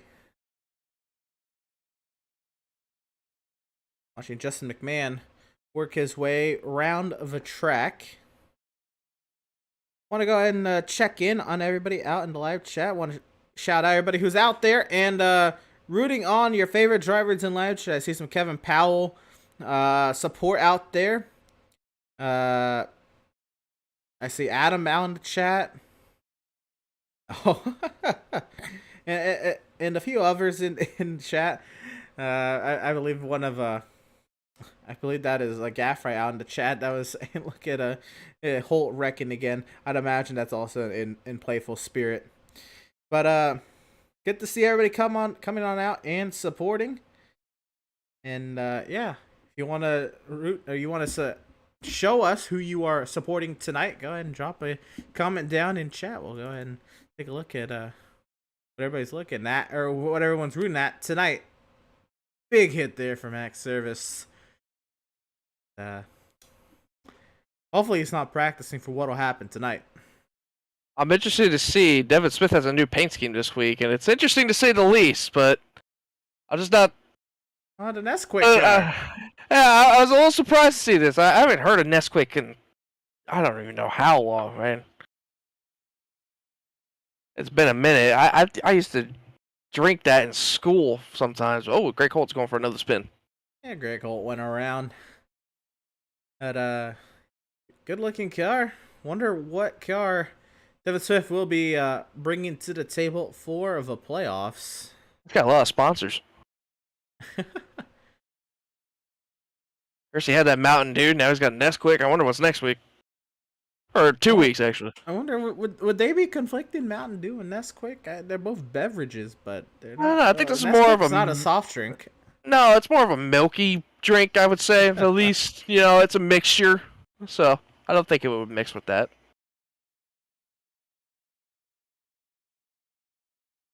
I'm really interested to see what kind of paint scheme this is based off of. I've never seen this ran on track, this Haas Automation Ford. I don't remember that. I don't know if Cole Custer ever ran it, or if it's just way, way back, and I just don't know. But maybe I'm too young for that, but maybe a really old paint scheme that I've never seen before, but we're coming in shorter on sweet than this practice time. We got about a little over 30 seconds left before qualifying begins, but Em, you ready? I'm pretty ready. I think we're ready to get some All-Star winner. I'm ready. I'm ready for some All-Star racing action. Now, let's take a look at talk about tonight's race format, if you will. It's an 80-lap race. Segments, 7 breaks at lap 30 and lap 60. Caution laps do not count, and between lap 30 and 60, you must make a mandatory, I'd imagine, green flag pit stop. That'll be fun to keep track of as well. For the 14 drivers in tonight's field, and still waiting on Adam to advance us to the next session. I believe you just went through drivers meeting with the drivers, so I believe we might be getting there. That is probably explaining the All-Star format. 82 Adrian Schumacher, of course, out here drift in a Toro Rosso. Now they're AlphaTauri, but Toro Rosso livery. And qualifying now will begin. For the 14 car field that were brought here to Kansas. A bit of All-Star Racing up in the air tonight. And here comes number 81, Max Service. And finally got that number moved forward for that number 81 machine. Finally came along with the times. Yeah, he was back in 2021 a little bit, but takes him a little bit, but Devin, a regular season champ. Devin just texted me, Devin Swift, telling me that Nesquik is milk, chocolate milk, and strawberry. Yeah, I didn't know. I've had Nesquik. Yeah, I told you it was milk. It ain't gonna interfere with the Mountain Dew. I know, but it's also a beverage. You think it would interfere by beverage? Yeah, I don't know. It's more of a treat than Mountain Dew is to gain energy. Mountain Dew's not an energy drink. It can count. It's got caffeine in it. I guess some caffeine, but it's not. Sideways, Max Service out of turn 4 to the line of a number 81 machine. It'll be the fastest time because it'll be the first time on the board. It'll be a 31.454. Let's catch up with driver of the number 54, Landon Lacey. And this is definitely somebody I think we're going to have to keep our eye on tonight. I think Landon's got a little bit more speed than what we can imagine. I know he's still trying to get a fix with this NextGen car as he's trying to get as much reps as he can with it, but he's definitely showing he's got some pace. The winner at Bristol had a good showing at Nashville. And looks like he's doing okay as Max Service sets the fastest time right now with a 7.68. It looks like Landon's going to hit the wall. Yeah, one more go at it. Not good news for the Charge Racing number 54.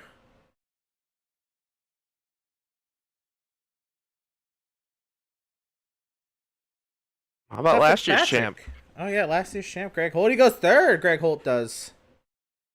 Powell top of the charts. He's brought some heat with his big-time support coming into today's race for the All-Star fan vote. He's bringing some heat with that. That was a steamer. Absolutely. And he's not even sponsored by Stanley Steamer. That was just a steamer. Seth Fitzpatrick to the line. That lap will put him 7th out of 8. And Lacey's lap is going to keep him best 8th. That is it for Landon Lacey. Yeah, I think that second lap was mainly the moneymaker for him, but he just barely skipped the wall, and that's what Happens when you hit that wall, your time gets disallowed, and they don't let you really gain much advantage. But Seth Fitzpatrick's having a great lap here. Seth Fitzpatrick. Oh yeah, great lap. Jumps up the second quickest. Watching Jeremiah Stutzman get up to speed. Let's catch up with Hebrews out there. Here's Devin Smith. This is his third lap. Sorry, second lap. Starting his third lap. Does not improve. So this is it for Devin Smith this lap that we're watching.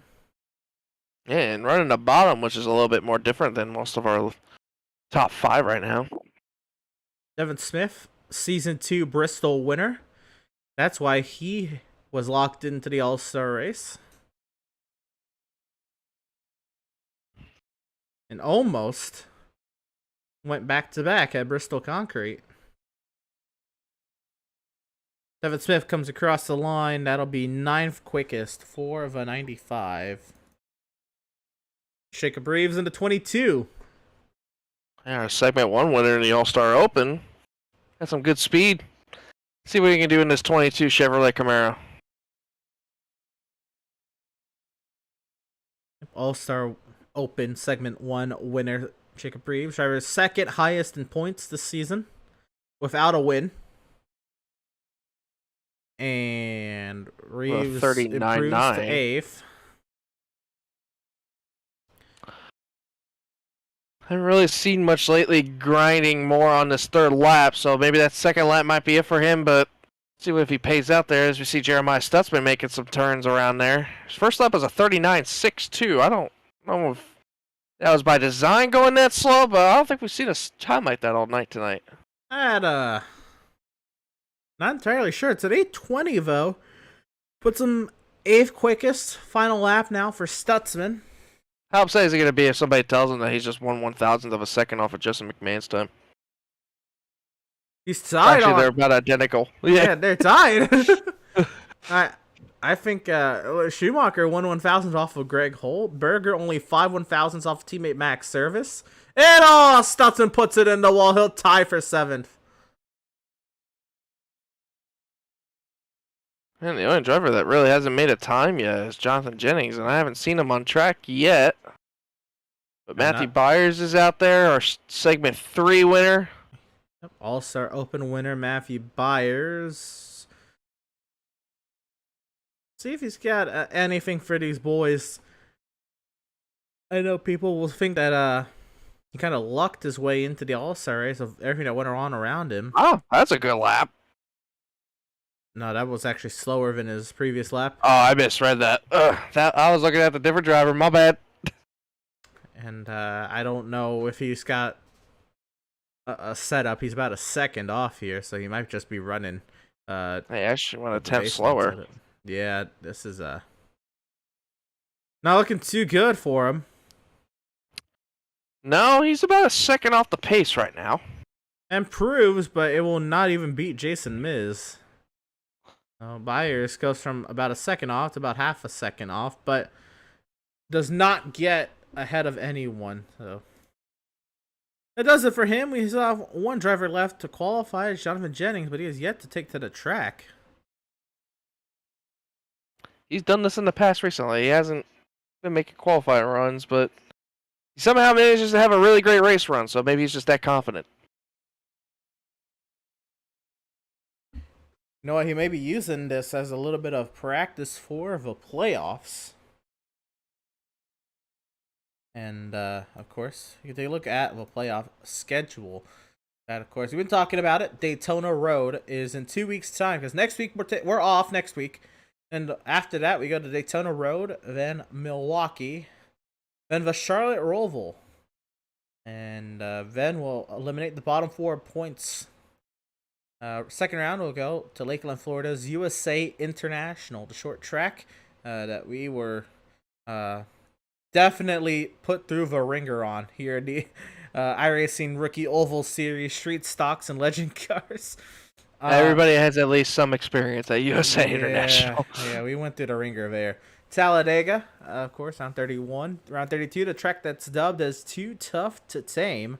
The Lady in Black, Darlington Raceway is the second elimination race. We'll take the bottom 4 out of the 12 in this round, and we'll send them over to Homestead Miami Speedway to open up round number 3. Atlanta, which has now been reconfigured into a super speedway type of package, and North Wilkesboro, the chaotic throwback short track to round out round number 3. We'll take the bottom 4 out of those 8, ship them to Richmond, put them all in the box 300 laps, and see who comes out on top. And that is our playoff schedule for this season. We take a look at the points once again, Ed, and now we're going to see a lot of the drivers with green point totals next to their name. We're going to see a lot of those drivers here. Absolutely. And, you know, Jonathan Jennings, Max Service, Seth Berger, Jeremiah Stutzman, Seth Fitzpatrick, Adrian Schumacher are all here. Jacob Reeves. Scott Bailey did not make Scott it. Bailey did not make it. Gilliard, Gardner, St. Court, Boffalo. Actually, that's it. We only have 7 of the that's top pretty much it. 12. Devin Smith did. So 8 of the playoff drivers. We are missing half the playoff drivers. Plus, we have winners from the previous season. We have Jason Miz, who won the Daytona season opener last season here. Greg Holt, who, of course, won the championship, won a few races with that as well. And then drivers who won their way into the All-Star race. And Jacob Reeves and Justin McMahon and Matthew Byers and Kevin Powell with the fan vote. So, yeah, that is actually what's comprised of his 14-car field. Plus Landon Lacey, who's won a couple times this season as well. But 20 seconds left here in qualifying. Jennings was not taking it to the track. Real quick, go ahead and check out all of our social media platforms. Our Facebook, our YouTube, our Twitch, our Twitter, our Instagram. Our Twitch is twitch.tv/pit_stop_TV. Those are all of our links there on the bottom of the screen. Quick look at the weather. Session ticks over. This actually might change as the session ticks over. So we'll see here on the session tick. And yeah, winds pretty much a little bit more. And that changed. 14.5 miles an hour winds out of the south. The track temp's still the same, relatively the same from the open. It's only 2 degrees cooler, and it's already pretty tight. So those are the conditions these drivers are going to be dealing with tonight, Ed. And it's a driver who had to. He didn't even win his way into the All-Star race. He didn't win his way to the All-Star race this season, last season, or through the Open. He won his way into the All-Star race via fan vote. Pole sitter Kevin Powell, to his outside, will be the driver who is tied for the 5th seed in the playoffs, Seth Fitzpatrick. Row 2 will be 2nd seed in the playoffs, driver number 81, Max Service. 3rd seed in the playoffs, Seth Berger. He will start 4th. Row 3, it'll be the 3 of Greg Holt, the defending Outlaws Sim Series champion. Tied for the 5th seed in the playoffs, Adrian Schumacher here in the 82 will start 6th. In row number 4, we'll find the 20 of Justin McMahon, who won segment 2 of the All-Star Open, and Jeremiah Stutzman, who tied himself for the 4th seed in the Outlaws Sim Series playoffs. Ed? Yeah, row 5, we got the Open 1 winner of the All-Star Open, Jacob Reeves in the 22. To his outside, we got the 54 of Landon Lacey, Bristol winner recently in the past. Row 6, Devin Smith in the 95, a previous winner last season at Bristol, makes his way into the race. Alongside him, Jason Miz, also a recent winner in Outlaws Sim Series, making his way into the All-Star race. Row 7, Matthew Byers, our Segment 3 winner in the All-Star Open in 13th. Alongside him is outside our playoff leader right now, currently, Jonathan Jennings in the 91. And I don't think Jennings took to the grid. So we have only 13 drivers on this grid now, Ed. This is very intriguing. That's interesting, knowing that Jennings was the fastest guy in practice, too. So not sure about all that. So we'll have to get an update on that. That was interesting, to say the least. So, again, this race is an 80-lap race. We'll have a segment break at the end of lap 30, a segment break at the end of lap 60, and, of course, the race ends at lap 80. Caution laps do not count tonight, Ed, and, of course, segment 2, you have to make a mandatory pit stop, which I imagine is going to be enforced to be under green flag conditions. Kevin Powell elects the outside lane for the start. That'll be the main thing, is when these drivers make that mandatory pit stop in segment 2. But segment 1, we're going 30 laps straight. Get ready to go all-star racing here. Kevin Powell leading us to the green.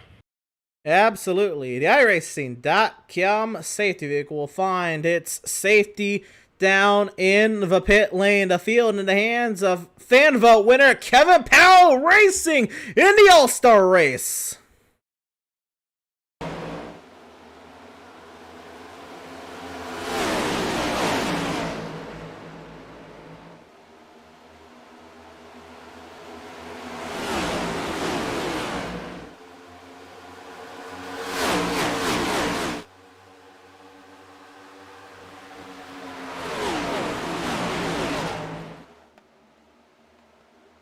Very hard racing for the lead. Seth Berger racing Kevin Powell to the line, and it's Powell who leads lap number 1 over Seth Berger. Adrian Schumacher shot out of a cannon. He goes up to third. Yeah, he got a big jump off of turns 3 and 4, running that top lane. Looking underneath the inside of the 2, possibly for turns 2 for position 3, but Seth Berger and Kevin Powell both looking again for the lead. Seth Berger looking to the bottom. Kevin Powell running the top. Well, we got action going around all over this track right now. Oh, in the walls! Powell! Berger has to dive down to the bottom. Oh, almost. That was almost really bad for Seth Berger, but right now Seth Fitzpatrick makes advantage of that. Goes to the top and takes advantage of P2. Now looking to the outside of Seth Berger for the lead. Side by side for the race lead. Fitzpatrick by. Oh, Jacob Reeves! A good save. Looked like a little reminiscent of what happened with Scott Bailey in that first open. Now side by side, up front, it's a Seth and Seth show, and it's Seth Fitzpatrick holding the top spot. Man, Adrian Schumacher looking underneath Kevin Powell now going into turns 1 and 2. Greg Holt also looking underneath Max Service. Ooh, Adrian had a moment on the bottom. He had to check up big. We might go 3 wide here off of turns 2. Oh, it's going to get tight. And the battling here between Schumacher, Service, Holt, McMahon, and Lacey. It is tight.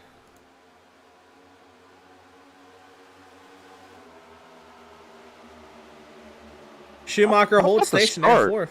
Yeah, I was about to say, how about the start for Schumacher? I mean, he just shut out of a cannon, like you mentioned, off of turns 3 and 4, got around Seth Fitzpatrick, but all that, Schumacher's making gains on this field right now, but it looks like the top 3 starting to pull away a little bit. Oh, we're going 3 wide into turns 3 here. Holt down the bottom side, Schumacher in the middle, Service up high, 3 wide. Through the corner. I think Service is going to back out, let these, oh, there's still 3 wide. And Schumacher holds station, but here comes Holt, Landon Lacey, following Season 2 champ Greg Holt up the inside. And just McMahon on the top, following our regular season champ Max Service, now looking 3 wide through the middle off of turn 2. This is great stuff between some of the best in the series. McMahon now drives it hard on the outside. What a drive up there. Man, really making that top work. I'm really interested to see how these guys on the bottom are going to try to make some moves on this bottom lane. It just doesn't seem like a lot's going on right now, but right now our top 3 are pulled out by almost a second on this back 5. Yep, there they are. Fitzpatrick holding station ahead of Berger and Powell. And Fitzpatrick looks really comfortable right now. I don't know if it's just me seeing it, but it looks like Fitzpatrick's really comfortable running this top lane around here. So it looks like he's really been paying attention to how he needs to be patient around this track and just make sure he's not close to that wall to where he's hitting it. But as soon as I say that, Kevin Powell looks like he's going to the outside of Seth Berger for second. And Powell trying to get that run around the outside. And they're nose to tail now back there. Powell trying to size up Seth Berger. Man, Seth doing a really good job on the defense right now of Kevin Powell, but it's just if he's going to be able to hold Kevin Powell off this whole time. It looks like right now Seth's just playing a little bit more defense than offense right now. As soon as I say that, Seth goes to the bottom now and turns 1 and 2, which is a little bit interesting, giving Kevin Powell the run here on exit. Does Kevin make a move, possibly deduct to the inside? I think Seth is really trying to entice him to do it to where he could pull away maybe a little bit more of a gap on this 93. Diving down to the bottom is Powell, side by side now. Oh, Powell tight. Very tight track conditions, Ed. Yeah, this is going to be interesting, though. If he stays side by side with him through the corner, Kevin might have a chance to maybe even get a little bit further ahead of Seth Berger on 1 and 2. And doing all this is going to reel the 20 and the 54 into this conversation. Fitzpatrick caught the wall a little bit. Nothing to really be alarmed at. Looking at this battle here between Holt and Service real quick just to check in. Service actually really driving around the outside. He might just blow by Greg Holt here. Yeah, 2 champions. One's a regular season champ, one's our season 2 champ. You're right, Max Service, again, the driver who won over 26 races, Stutzman, and Greg Holt might be in some trouble here. Oh, and Service got a little loose there, too. I was going to say, Stutzman looked like, almost like Adrian there, showed out of a cannon off turn 3 and got side by side with Holt. And that stuff was all over the back. Yeah, he's all over the back now. He just seems like this top lane is just making drivers shoot out of a cannon off exit every corner. Watch this. Off of turns 4, Stutzman might shoot out of a cannon again and clear Max. And this is what we were talking about. Stutzman's going to complete the pass on Max Service for 7. Especially at the top of the show, right? And especially in the All-Star Open. I think the high side is going to be the lane you want on a short run or qualifying. But if you're trying to save tires for a long run, it's going to be that outside lane. Yeah, and remember, we're going a little bit further than what we did in the Open. We're going 30 laps to the end of this first segment. Oh, and McMahon almost had a close moment with the wall there as he clears Seth Berger now for 3rd. And Seth Berger's in a little bit of trouble falling back. Yeah.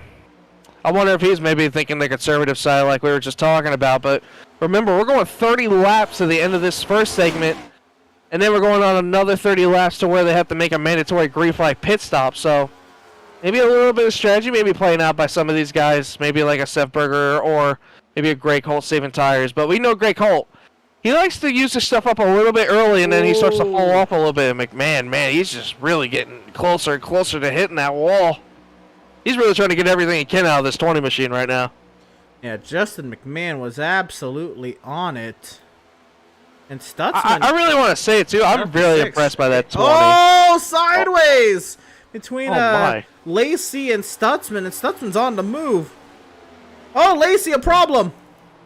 Lacey, a big problem. It looked like he's just pulling over. Big problem for Lane Lacey, and he is out. Lacey has left. Yeah, it didn't look like he was having a great moment there. He was struggling a lot. But yeah, I mean, Stutzman's our biggest mover, I believe, right now, currently up from, I believe, 8th to 5th right now. Actually, no. Justin McMahon is our biggest mover from 7th to 3rd. Excuse me. All right, but you are right, at least on Stutzman, 8th to 5th. And he's looking at 4th right now on Seth Berger. Yeah, I don't know if Seth is just thinking that this bomb's going to kick in for him soon or if this is a tire-saving strategy. But doing all this, he's losing a lot of ground. And you might want to start thinking about jumping up to that outside line and make some time up. But Stutzman just clears them really easily on that top lane. I mean, Stutzman's got a good machine right now. This may be Seth's experimentation segment, right? You know you're going to get loose. 2 cautions for sure. Why not figure out what you can in this first segment, see what's going to work, especially since you didn't run the Open, right? Figure out what you can, and then use that in segment 2 and 3. And Schumacher hits the wall. Yeah, that'll be interesting to say the least, Emerson. I think that the timing on that green flag pit stop that these drivers have to make during that second segment is going to be big key, and to who pays out the most out of that, and then go into that short little segment in the third segment, it's going to be even interesting. I just feel like whoever makes that green flag stop towards the end and maybe has to use his tires a little bit less, maybe makes he takes a gamble, stay out during that last segment, that 20-lap segment. I mean, remember, I asked Jacob Reese how he felt about tires, and he thinks that they're big and key, but I just felt like when you were the leader, you really didn't have to worry about those guys on new tires because they didn't really make up that much ground.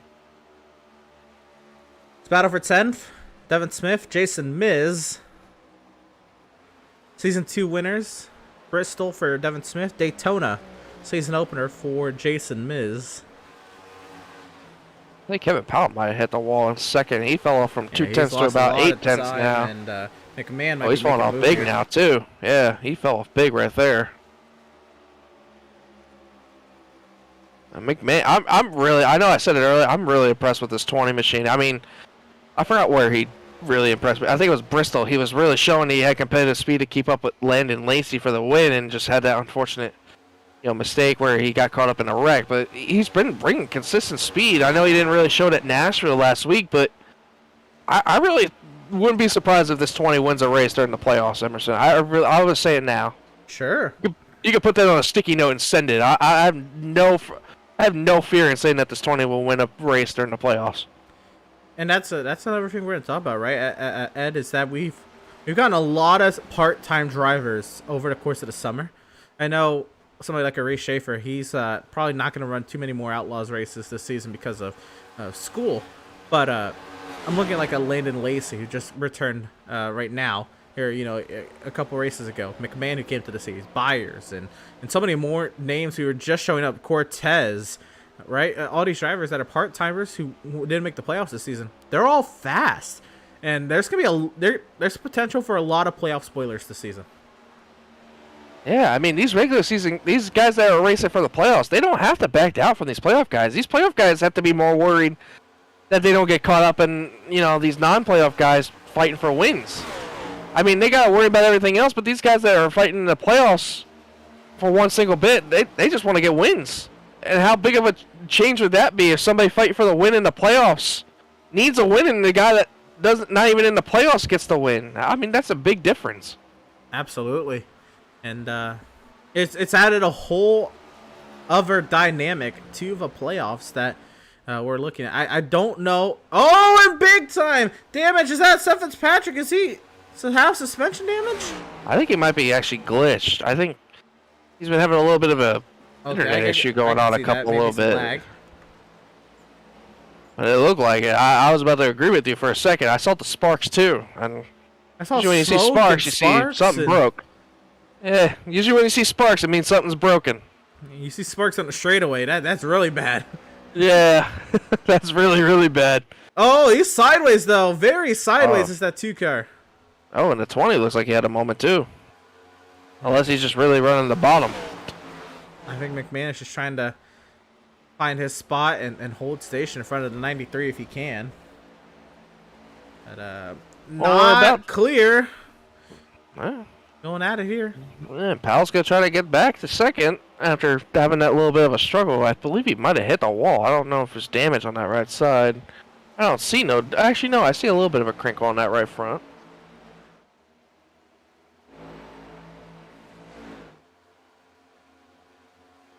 We're about, I would say, about coming to 6 laps to go in this segment.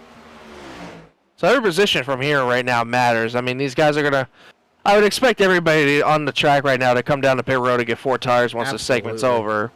But then it's going to be the battle to who comes first for that green flag stop.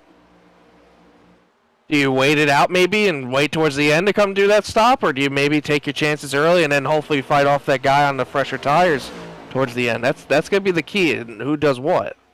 Absolutely. That's intriguing as well, There's a potential for a yellow in the middle of that segment, right? What if... if you put lap 1, right? Just get your stop done and over with. If you get caught a lap down, and a lot of people did that same strategy, you might have boomed yourself for the whole race. So, there's the, thought about maybe trying to go longer. But the way this first segment is looking, you could also be somebody who looks at, the field, watches them. Oh, sideways is Jeremiah Stutzman.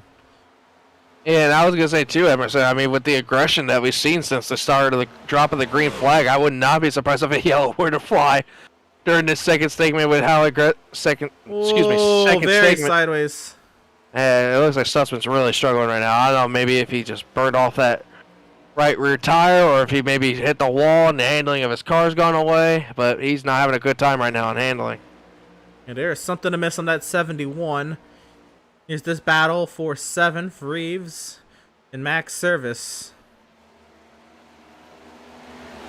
Max has been slowly but surely, he fell back a little bit, but now it looks like he's starting to fight his way up towards the front again. And Jacob Reeves, who won our open in the first segment. Ooh, I think Max got the wall there. Yeah, Max got the wall there. Now it's going to hurt this battle for position. Also battle for position behind between Holt and Miz.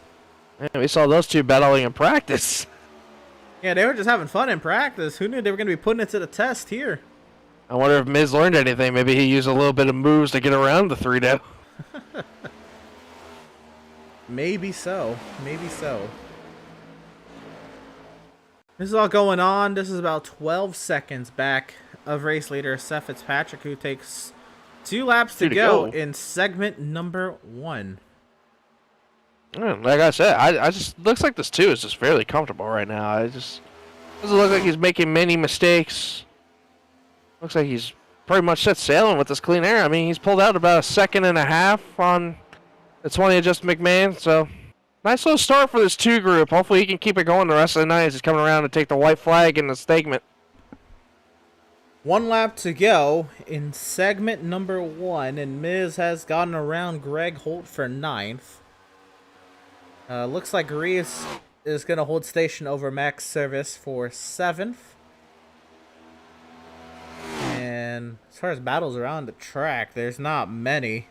No, just a lot of separation. Quick check in on Miz holding station over Greg Holt. We'll find Seth Fitzpatrick, who will win segment 1 here of the All-Star race. Just McMahon second, with Kevin Powell in third, Adrian Schumacher fourth, and Jeremiah Stutzman rounds out the top 5. I'd imagine, I guess they are waiting on everybody to cycle and through. There's the yellow. So caution comes out. Lap 31. Caution laps will not count. I'll work through a caution period. And again, the scoring on the ticker will be a little messed up, but that is not because of technical difficulties. That's just because when caution laps don't count, time and scoring get a little funky. And actually, we're gonna bring up Seth Fitzpatrick. But actually, I'm gonna let him pit, and then we'll bring him on up.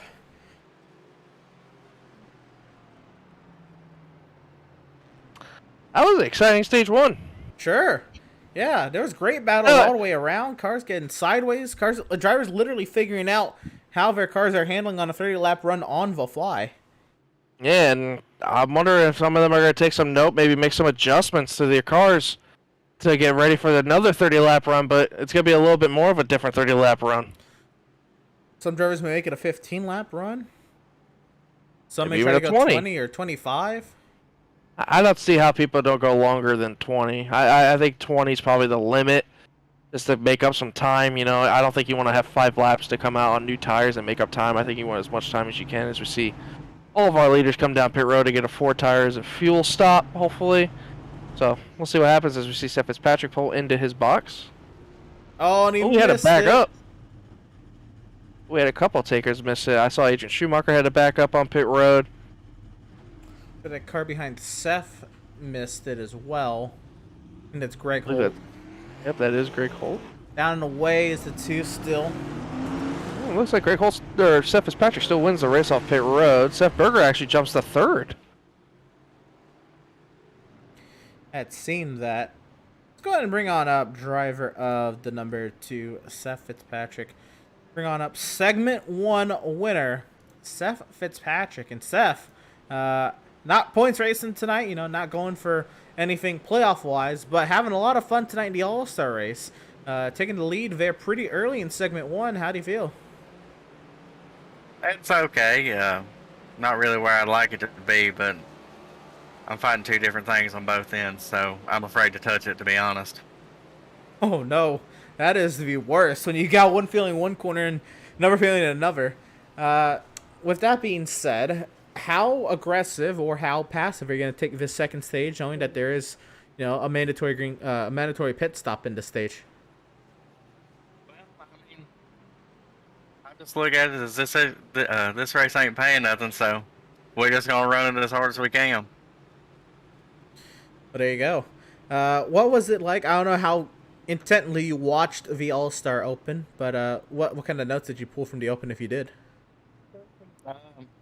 I didn't watch it, to be honest, but I know I know some of the guys were talking about just being loose off, and I'm kind of fighting the same as well. Right on. And then with this being a 30-lap run, the opening segment and the second segment, is there anything you're planning on to right now, at least at the end of lap 30? Is there anything you're planning on that lap 60 pit stop on working, maybe making the car a little more stable for that 20-lap run, or leaving it the same then? It was pretty manageable the first 20. The last 10 of this run was getting pretty rough, but I don't know. I don't know if I will or not. I haven't made up my mind yet. All right, well, there you go. Driver of the number 2 current race leader and segment 1 winner, Seth Fitzpatrick. Best of luck to you, Seth. Hopefully we'll talk to you a little later on. Yep, see ya. Driver of the number 2, Seth Fitzpatrick. And everybody has made their choices already. Got a little late there on the choose. But Fitzpatrick elects the outside lane. Yeah, and I just listening to that. As a crew chief, that is one thing you do not want to hear. Is fucking two different things in both corners. What do you do? Hey man, I just at this. If I'm your crew chief, I'm saying just put up with it. I got nothing for you. I mean, got nothing. You fix one thing, You'll make it ever worse. To work, yeah. And I was just listening over the radios just now. I heard a lot of drivers said they made adjustments to their cars this time on that pit stop. So we're gonna see a lot more different, maybe front runners here possibly. We'll see what happens here on this restart though. But a lot of drivers making adjustments to their cars. So a lot of unhappy drivers with the handling of their cars right now. Oh, that was pretty evident by how sideways the cars are getting. I'll be intrigued to see if a driver really likes their adjustments, do they go long, and if the driver hates their adjustments, do they go short and make some new adjustments. We'll have to see.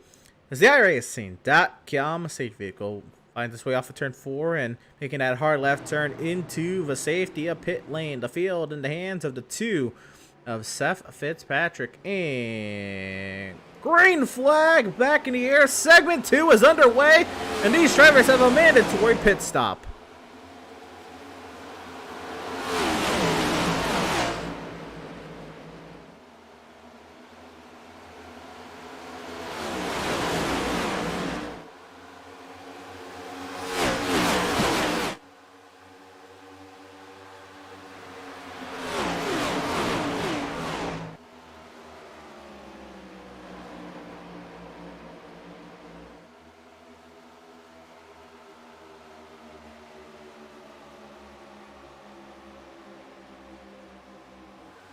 So here we go into turn 1. Powell holds station there in second.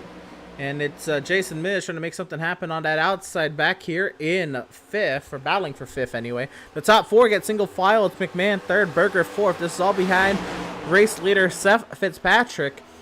Holt, Miz, Schumacher to battle for 5th. Yeah, we had some 3-wide action too going on. I saw the 3, the 24, the 81 going 3-wide on the front straightaway. Jeremiah Stutzman had a bad pit stop, it looks like, and he's all the way back here now trying to make his way back up into that top 5 to where he was before the end of that segment. But it looks like just McMahon is all over the back right now. Kevin Powell trying to make a move all over, but Seth Berger is also looking. Greg Hull is pulling away from that second pack, now making his way into this first pack. We got stuff going on everywhere. Yeah, and if you're going to make a move, as Berger is making a move, you want to make sure that the car behind is... Oh, very tight. And McMahon hit the wall. I was scared for a second that Seth was going to actually run in the back of him. That would have caused a big chain reaction right there, but looks like everything's okay right now. The 20 might have a little bit of a scrape on that right side, but looks like Seth's going to look around to the outside of just McMahon. And Seth was one of those guys I heard over the radios that made a big swing of adjustments on that last pit stop to his car, so it's going to be interesting to see how the 77 handles, but looks like the 3 of Greg Holt and the 82 of Adrian Schumacher are starting to get into this fight a little bit here. See everybody there? The 12 cars left in this race. Landon Lacey called it quits in the middle of segment 1. But the 12 cars remaining in this race still working their way around the track. McMahon gets back to the outside. Berger shuts the door. Oh, contact! I don't know if that was contact or if that was just the handling on that 77 machine, yeah. But I mean, I just don't know. It just looks like the 77 is just more content running the bottom than he is the top right now. You would think playing a little bit of defense, you would run the top to not let the 20 get a run on you on the exit, but it looks like Seth was just able to just give it to him. He just didn't care, and looks like Seth's going to try to play a little bit more different now as he's going from a middle to the bottom entry. But hopefully he doesn't have that kind of mistake again where he got loose there. That might be a little bit of a factor with the little bit of adjustments he made on that previous pit stop, but we'll see what happens there as we see the 95 of Devin Smith working around the outside, hopefully, of Jason Miz here on the 24. He was ahead and Miz passed. So this is not... See that move Stutzman just made? You see that move Stutzman just made over before? He didn't know which lane to pick to go around Max Service, so he just chose the outside right now, but Stutzman Stutzman must have had an issue on that pit stop or something. He fell off, I think, at least like 5-6 spots. So he's got to have a lot of work made out. Damage because he did have an issue. Oh, we might have 3 wide here. 3 wide out of 4. We do, and Stutzman's pounding the wall down. Oh, he hit the wall, but luckily he didn't hit the 95, or else that would have been a big wreck right there. That would have been a yellow for sure. Oh, and Smith had to check up a little bit for Max. I don't think he was. Oh, and Smith hits the apron there. He's going to lose a little bit of momentum here. Devin Smith trying to keep himself afloat in this top 10. Very tough conditions. McMahon's still holding station now. Actually, he's made his run up to Powell. Is there a move here? No, I don't know, but I will say one thing. I haven't seen a car do this all night tonight, what Jeremiah Stutzman just did. He made the middle work on a car that was running to the top. He kind of made a diamond move to where he was running that top for about halfway through the corner and just shot it dead left through the middle and just passed Jason Miz like he was standing still. That was impressive. And now he's working around Seth Berger on the outside. Yeah, this 71 machine is rolling. I know he hit the wall. We saw him hit. But this 71 is rolling right now. And this 71 might be one that he comes in immediately at 45, puts on a fresh set of tires, and keeps this gravy train rolling. Oh, if he has a pace like this, oh my goodness, nobody's going to pass him. He is flying around Season 2 champ Greg Holt.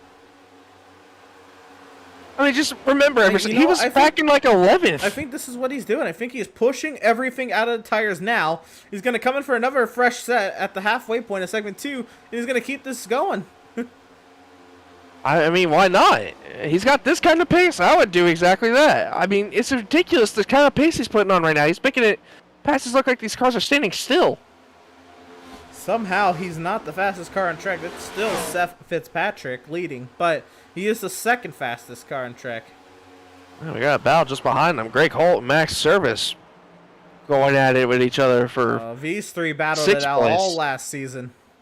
Oh, and how about the 2 right there? Right there, Seth Berger and Greg Holt. They were the ones battling for the championship last season.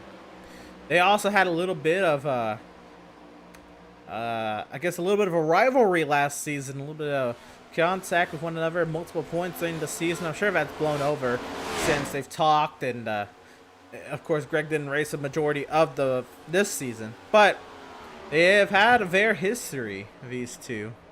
And Berger will go on by without... Oh, I think he's pitting. I think Seth's pitting. Yep, you're right. Here comes Seth Berger. Now, you got the big thing here, too. You do not want to speed. It's a big difference. 45 miles an hour on pit road. You got to go down from at least 170 to 45. And I see Jason Miz. Yep. I'm wondering if this might pull some of the leaders maybe to pit road, maybe a little bit. I think Stutzman is going to come soon, definitely, with how hard he's pushing those tires. But I'm looking around this track right now, Emerson. I'm seeing a lot of rim riding around this wall right now. There's Miz, and it's just a fuel-only stop for Jason Miz. I forgot. You don't have to take 4 tires. Interesting. So fuel-only for the 24. Now, I'm curious how that's going to pay out for him later on. We're going to have to see where he ends up on that end of the second segment. But Seth Berger goes with 4 tires and fuel, and Miz with the fuel only. I'm curious what Miz was thinking there. Maybe he didn't push his tires enough to where he burned them up, and maybe, who knows, maybe he'll gain the track position. Oh, it looks like Greg Holt's coming to pit road, I see. He's slow on the apron. Here's Greg Holt.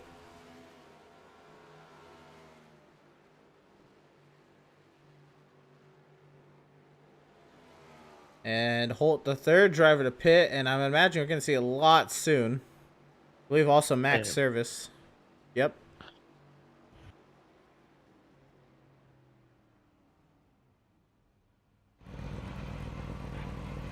It's gonna be interesting to see when these drivers do come to pit We got road. 71 of Jeremiah Stutzman in. Yep, here comes Stutzman. I mean, you called it, right? Around the 45 mark? Yeah, about 47. Service down and away. Holt down and away. Stutzman. Now, when is this on all time. cycles out, we're going to have to see where Jason Miz ends up on that fuel-only strategy. We're going to have to see how that pays out for him. We'll have to make sure that is also within the rules. I'd imagine that is. But we'll have to make sure. We'll have to get clarification on that. Devin Smith is in as well. Stutzman's down away. I think Stutzman only took 2 tires. And Devin Smith as well, 2 Smith as tires. well. There you go. Strategy's Oh, being good. played on the pit lane. Yeah, I like it. I mean, why not? You know, get some track position that you haven't seen all night. Possibly gain some positions before this segment ends. So, I mean, that third segment's only going to be 20 laps. Remember that. So it's going to be about 10 laps shorter than what we're dealing with. Now, some of these drivers could push it all the way to the end of this segment, pit, and then not pit on the caution. Yeah, that was one strategy I was looking to see who might play that, but I just don't know. Maybe, I don't know if your Seth Fitzpatrick can try that. I mean, you're doing so well. I mean, you got a 1.6 second lead over Kevin Powell. So I just don't know if it's worth it, to be honest. I mean, Seth Berger has passed Jason Miz for position, so. And Stutzman's ahead of Seth Berger. And that was 2 tires. Actually, Seth Berger's looking underneath Stutzman right now, currently. Is Powell coming in? No, Powell just Oh. had a moment. Oh, Adrian Schumacher's off the pace. I think he's in. Schumacher's in, yep.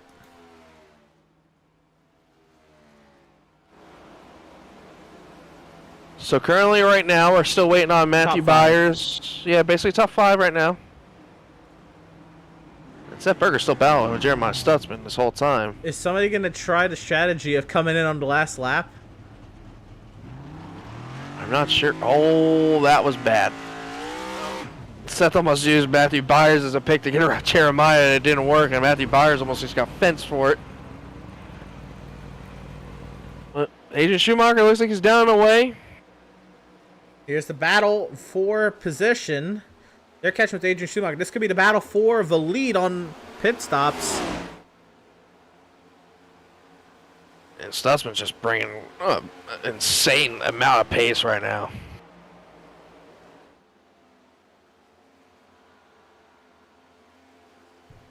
Again, still waiting on the top 5.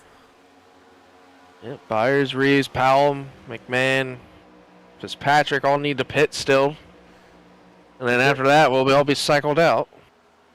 Jeremiah Stutzman, the highest running driver who has made his pit stop this segment.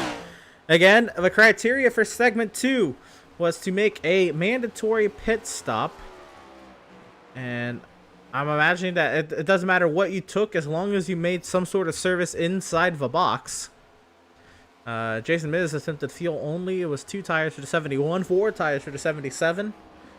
2 tires for the 95, 4 on the 81. Also, I believe maybe 2 tires on the 82. A variety of strategies. Yeah, Powell's pace has fallen off a tremendous ton. He's down to almost 4.5 seconds. I'm surprised to not see him pitting here soon. I mean, his pace has been just falling off. I've just been watching him, and it doesn't seem like he's had what he's had earlier. And I think the tires are starting to keep up with him, and I think you gotta come soon if you're gonna be Kevin Powell or do that strategy like you mentioned, Emerson, pitting on that last lap. But I just feel like, I don't know, you just gain all that track position, you're about to lose it because all these guys are going around you now, and they're just making record pace compared to you. But I feel like you come now. At this point, he is now being unlapped by, well, the drivers who pitted are unlapping themselves to Powell. So Powell, when he does make a stop, he is going to be way back there. Schumacher making the pass here on Berger for 7th position. And correct me if I'm wrong, did Schumacher take 2 tires? I think he did. Let's see. And these are 2 tires going around four fresh tires. He did take 2. Yeah, Seth took 4 tires.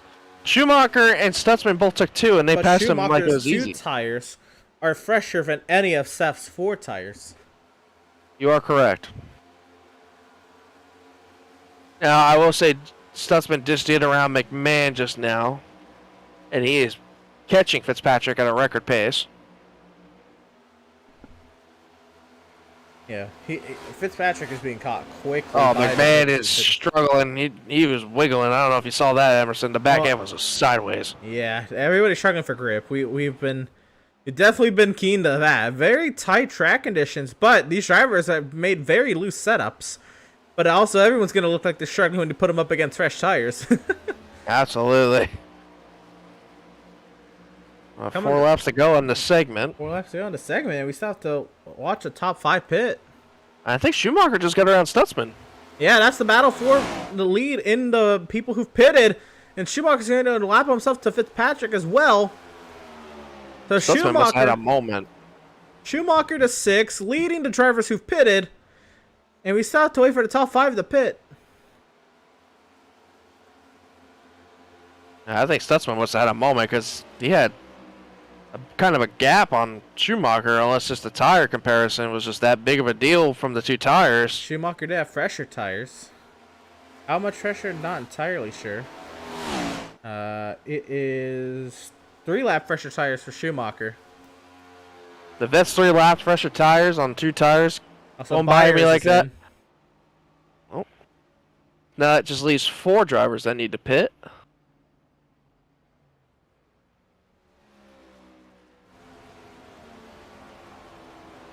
In contact, Powell and Holt. Oh, they door banged each other. Oh, I don't think Powell's really that happy about it. That contact happens on the racetrack. We still wait the top 4 to come into the pit lane, and we still have no moves for any of them to come on down. And it's not a stage. Pit lane is not closed.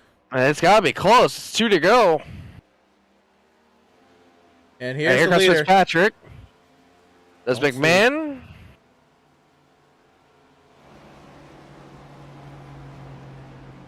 I think McMahon stays out. McMahon pitted. Oh, there he is. Okay, I didn't see that. Powell pitted. And Reeves. Jacob Top 4 Reeves. in.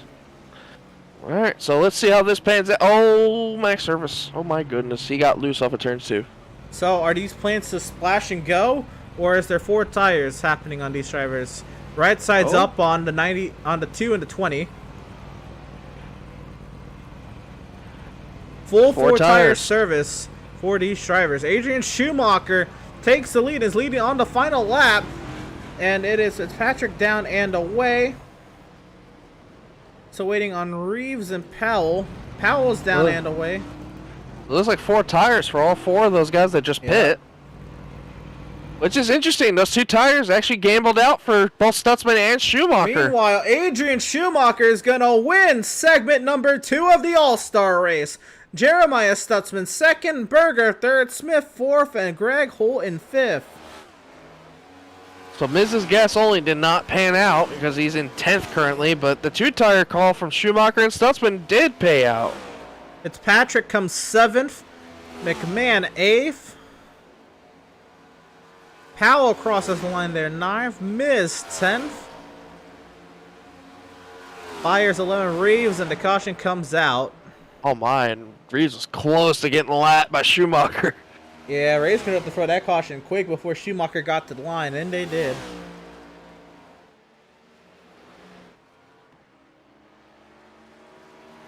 So how about that? Different strategies, Em. I mean, you called it. We might see it, and we did. So that was interesting. But yeah. Now, if you're Schumacher, you definitely have to pit. There's no way you don't. He took 2 tires. He has to come in for 4 this time. Unless he's going to be crazy enough to try to do anything for an all-star race. I mean, no points, right? Yeah, no a little points. Crazy. Now, dude, Fitzpatrick, McMahon, Powell, and Reeves stay out. They absolutely stay out. That's the whole point of pitting on the last lap. So if they come back in, I think that is crazy. Let's see here. There's no reason for those. Fitzpatrick stayed out. I'm looking at McMahon. Yep. There's no reason for them to pit. Yep, all 4 of them did stay out. Yeah, that makes sense. Now, it's only going to be about by a lap, but these drivers that are coming in are going to have fresher tires. And you saw how much that mattered in the open. I mean, it wasn't much. I thought clean air was a big factor in, how that race panned out. But the bigger difference is, that was 10 laps. This is going to be 20. So it's a lot more time for these drivers to make it through the field than before. Damage repairs on the 24 of Jason Miz. I want to try to see. Bring on up. Segment 2 winner, Adrian Schumacher. He's muted right now, so hopefully you will have the chance. And let's try to talk to Segment 2 winner, Adrian Schumacher. Adrian, what a drive through the field to get to Jeremiah Stutzman and past. And, of course, everybody of the top 4 pitted. But what was that run through the field like? And you are muted in Discord, so I don't know if you are trying to talk. But what was that run through the field like? Can you hear me? Yes, we do. All right. Yeah, that was pretty good planned strategy, I think. It was pretty good, awesome. Fighting up front. And you had only 3 lap fresher tires, Van Stutzman, and Seth Berger took 4 tires on that mandatory pit stop in segment 2. What was did you think you were going to be able to get through Berger and Stutzman there in that run to the end of the segment, or were you just content kind of running where you were and just seeing where the car went, or what was the thought process?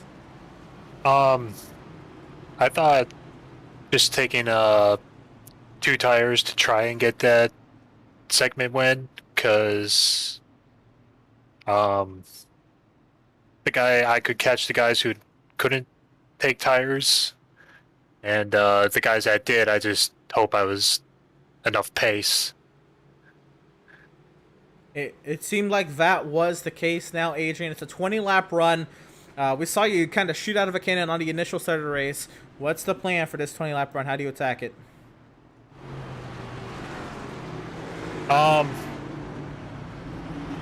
Just try to get him out front in clean air. That's what this the car does best in clean air, so try to get up there.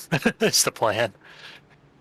Well, there you go. Segment 2 winner of the Outlaws Sim Series Season 3 All-Star Race, Adrian Schumacher.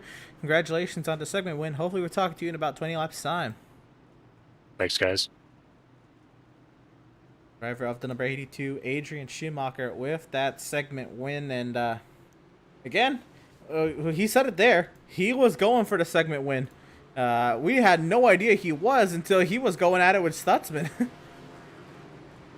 Yeah, that was interesting to say the least. I think you really want to make yourself work for this last segment. I mean, this is what all matters. This is what you came here to do, and you just got to prevail in these final 20 laps, and you can call yourself an all-star winner. I mean, this is where all the big bucks are made, and it's going to be interesting to see how this pans out. Our first 4 stayed out because they pitted late in that last caution, but everybody else behind them is on fresher Goodyear, so we'll see how this pays out.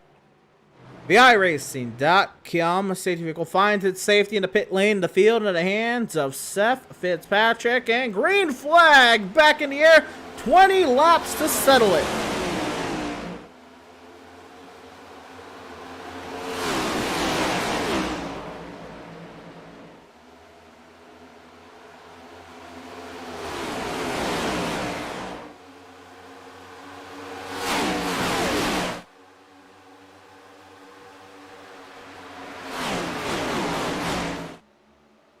Already, you see Seth Berger darting to the inside of Jacob Reeves, and the battle for the lead is on. McMahon wants an all-star race victory, but he's going to have to go through Fitzpatrick first.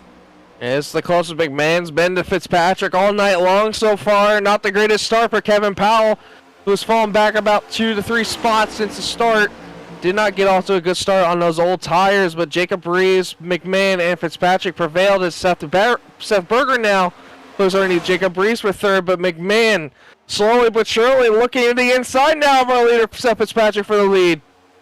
Side by side for the lead. The run on the outside. Will it prevail at the line? It's still Fitzpatrick, but McMahon showing something down the apron. Oh, a little bit of a blink there for Fitzpatrick.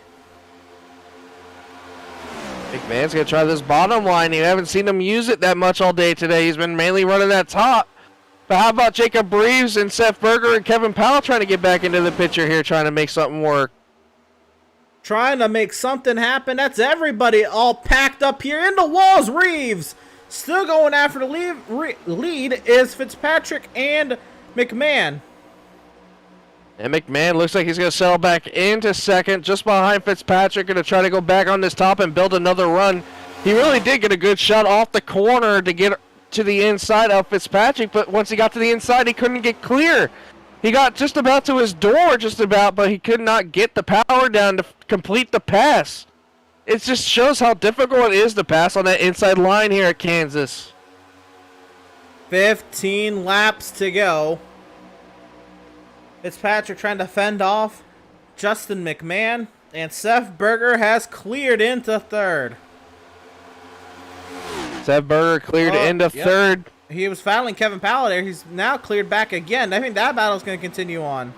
Yep, Powell's going for the crossover move, going to the inside now. Seth Berger going to try to make the bottom work for Kevin Powell, but a little bit further back, we almost have some 3 wide action going on as Jeremiah Stutzman's looking at the middle lane of Adrian Schumacher and Jacob Reese, who's falling back.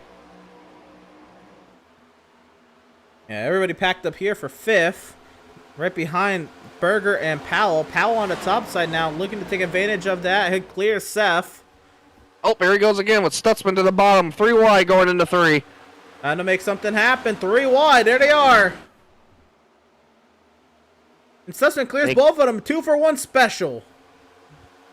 Oh, and Reeves hit the wall again. And Reeves he pounded the wall once, and that car is not handling well. Now Max Service is trying to join this battle, trying to get around his teammate, Adrian Schumacher. He clears Reeves with ease. He's going to slide up in front, but he's going to have the trouble getting around his teammate, Adrian Schumacher, who's been pretty fast all night tonight. But Seth Berger got passed back again by Kevin Powell, who moves back into third. Seth Berger to 4th, Stutzman 5th. That battle up front is just continuously staying the same. McMahon is just all over the back of Seth Fitzpatrick. He just can't get anywhere to go with it. I mean, he has to stay in his top lane to even keep up with him right now. Every time he goes to his bottom lane, he just can't complete the pass. But like here, McMahon, this is where he shines. He gets a good run off of 2, but he just can't go anywhere with it. Trying to keep close, trying to force Seth Fitzpatrick into a mistake. Trying to force Fitzpatrick to over jump how hard he charges into the corner, and I think Stutzman might have caught the wall there. Yeah, I think he was trying to clear in front of Seth Berger, and he did. He just got a little bit too over aggressive, hit the wall a little bit, but still didn't matter though. He still cleared Seth, and now Seth is getting passed by his teammate, Adrian Schumacher. Schumacher down to the bottom side, and he does clear up in front of the 77. Sideways is Max Service. What a catch down the bottom of the track. That is the second time we see Max get sideways like that. All these adjustments are starting not to pay in for these Swift Racing guys as we're coming to 10 to go in the final segment, and Max is in the wall. Yeah, that was a big hit there for the 81. Looking up ahead, the Stutzman have the pace to work through the top 3. Adrian also showing some muscle. Well, Adrian's trying to bottom here. He's going to try to send it in there, but I don't think he's going to be able to get close enough to Stutzman. Stutzman's just way too good on that top lane right now. Service is eating wall. Oh, now he's eating apron. Now he's on the. Now he's off the track.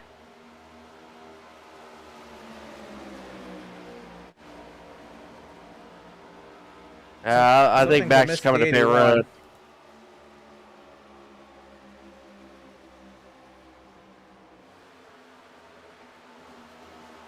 He's just going to try to go again at Stutzman here. He's going to keep trying this bottom lane, but he just ain't going to get close enough. But one thing that is getting close enough, Just McMahon is closing in and in, further and further on Seth Fitzpatrick, but he just can't go anywhere with it.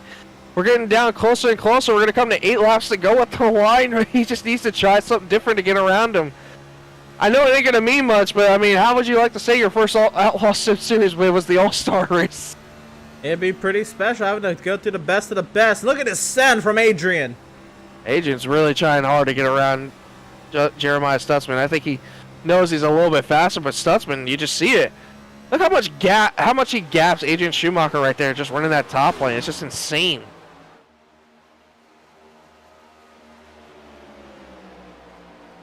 Absolutely.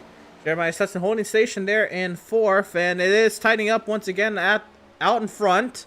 Yeah, I didn't say nothing yet. Fitzpatrick had a close moment. He almost hit the wall, so Fitzpatrick's starting to feel the pressure a little bit from McMahon. Starting to try some different things. McMahon is just stalking, literally waiting for Fitzpatrick to make that same mistake again. Watch Fitzpatrick right here in the turns 3 and 4. This is where he struggles right now, as I've noticed. He just washes up the track more than McMahon. And last time he almost caught the wall on exit. McMahon, he cuts it there. McMahon might have a chance here. Remember what Fitzpatrick said in his stage 1 interview. He said, I'm fighting something in one end that's different to what I'm fighting in the other end. He doesn't want to touch the car. Is that now coming back to bite him? Trying to make this car better. Now he's got McMahon hounding his rear end. 5 laps to go in the All-Star race, this time by the stripe. Oh, Fitzpatrick is struggling in 3 and 4. Here comes McMahon to the bottom. He's going to be there at that corner, but he just can't get the power down like Fitzpatrick does on the top. He just needs this 2 to make another mistake to be able to get there to that inside line for McMahon to make this pass. But if you're McMahon, how hard do you push this? You got to realize, too, Kevin Powell is just in the back, just lingering, waiting for both of you to make a mistake to just walk away with this by himself. Do you force the issue and try to make this pass? It's the All-Star race. Of course you do. Yeah, you just do anything at this rate, right? Look at right here. A huge run from McMahon. To the line that time. McMahon holds the lead at the stripe. It's clear.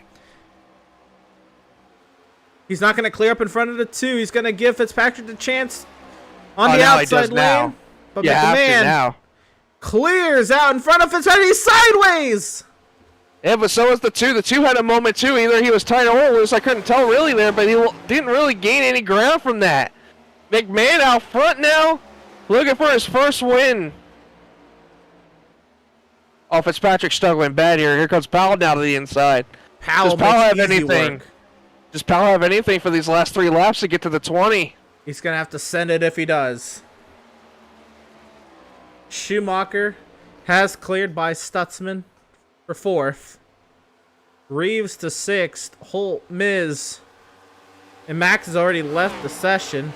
Berger on the pit lane. Day done for those 2 Swift Racing machines with 2 laps to go. If you're Justin McMahon. If you're Justin McMahon, all you want to do is get around back to the start-finish line as fast as possible. I want to hear the white flags out. I don't want to hear anything about a yellow. I want to hear a white flags out. I've been trying to get my first win for 3 weeks. He had a chance at Bristol, came up short. Nashville wasn't his best outing. But how about the All-Star race to possibly get your first win, as we're looking at Greg Holt and Jacob Breeze fighting for the 6th position. And McMahon had a good run at Phoenix as well. He'll take the white flag presented by Whiplash Media Simcams. 1 lap to settle it, and it's all Justin McMahon out in front. Nothing out the back. Doesn't even have to look through his rear view right now. Kevin Powell about 5/10 back. Unless he makes a full send and just tries to sink it somehow like Carl Edwards, I don't think he's going to be able to get there. Just McMahon in the 20, about to bring him home and get his first career win in the Outlaws Sim Series. Off of turn 4, yet to win in the Outlaws Sim Series, but he's an All-Star Race winner. Justin McMahon in the 20 wins the Outlaws Sim Series Season 3 All-Star Race over Finn Vote winner Kevin Powell and Seth Fitzpatrick, our pole sitter. What a race. And the run there at the end. And Justin McMahon, a well-deserved victory for the 20 machine. I mean, he showed he had speed in the All-Star Open. Ended up winning the segment in segment 2. And how about that? Flexing a little bit of muscle and winning the All-Star race in your first overall season in the Outlaw Sim Series. Burning it down here in Kansas.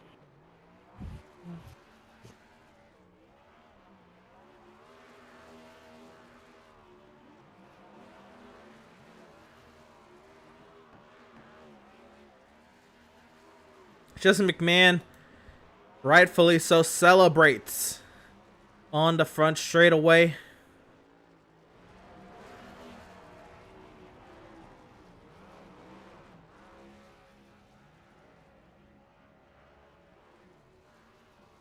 Doing pretty good at burnouts for a rookie.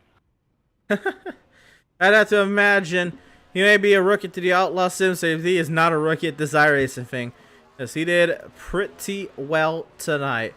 And we do get to bring up the man of the hour, yet to win in the Outlaws Sim Series, and you get it done in the All-Star race. Justin McMahon, what a drive it was for you to chase down, stalk, wait for Fitzpatrick to make a mistake, and make the overtake. Brilliant job, Justin.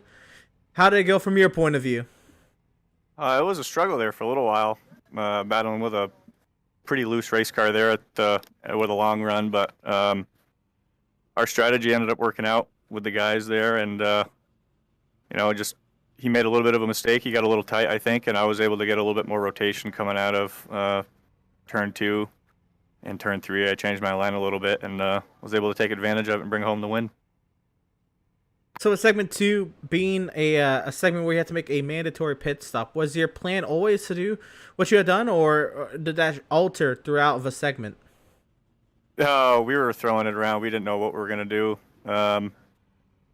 They're coming to that segment, and then the ultimate decision that the team made there was the best thing to probably do was to try to pit with 1 to go, since we were out front far enough to where it wasn't really going to hurt us, and ended up paying off. Certainly looked like it did. And now, Justin, I know you're a rookie to the Outlaw Sim Series. It doesn't seem like you're a rookie to this iRacing thing. So you're coming in with a lot of speed in your first few starts, and of course, a win now in the All-Star race. Is there any tracks you have your eye on here in the playoffs that you could maybe potentially be a playoff spoiler to? I'm not really sure. I'd have to go back and take a look at the schedule. I know Daytona's coming up. That's kind of a roll of the dice kind of track, but I do like racing there. I've had a couple wins there in the past, not obviously with the Outlaw Series, but a couple other leagues. So I don't know. We'll have to play it by ear and see how it goes. That is a Daytona road course, if you weren't sure. Yeah, that is true, isn't it? Well, I mean, I like road courses too, so I mean, we'll see how it goes. I guess that's also a roll of the dice at a road course, also sure. there, especially at Daytona. So absolutely. So we got a pretty crazy schedule coming up, and we were already talking about it, Ed and I, throughout the race and how we did in the open, of course, to get yourself to the race. Yeah, we definitely can expect you to potentially be a playoff spoiler here over the course of the next 10 weeks. You've shown the speed week after week, and it pays off here in the All-Star race. So, Justin, congratulations on winning the Outlaw Sim Series Season 3 All-Star race. Again, the bragging rights to say that you were able to go toe-to-toe with the best and outdo them all, and it's yours. Thank you very much, sir. I appreciate it. There you go. Driver of the number 20 and All-Star race winner, Justin McMahon. And yeah, Ed, let's go ahead and go through our post-race results, because, well, McMahon was able to chase down and pass through Seth Fitzpatrick. It was crazy behind him as well. You look at it, McMahon, of course, winning the All-Star race. Then we look at a driver like... If we look at a driver like Kevin Powell finishing second, Seth Fitzpatrick finishes third, Adrian Schumacher comes across the line there in fourth, and Jeremiah Stutzman comes across the line. He will come home in the fifth position, Ed. Yeah, I mean, 6th, Greg Holt in the 3 had a great run early on. The 7th, Jacob Reeves in the 22, who made his way through the Open, had a great All-Star race himself. 8th place, Jason Miz in the 24. 9th place, the 94, Matthew Byers, also making his way through the Open to make it into the show. And 10th place, the 95 of Devin Smith. Rounding out the All-Star race results, Seth Berger pulls it in very late there at the end. Seth finishes 11th. Max Service comes across the line at 12th. Landon Lacey leaves in the middle of segment 1 there for 13th. And Jonathan Jennings did not take the green flag for tonight. So it's a little surprising, but maybe just not wanting to run the All-Stars. Don't you go anywhere, though. We are not done from Kansas. More post-race coverage here for the All-Star race from Kansas Speedway on the far side of this break.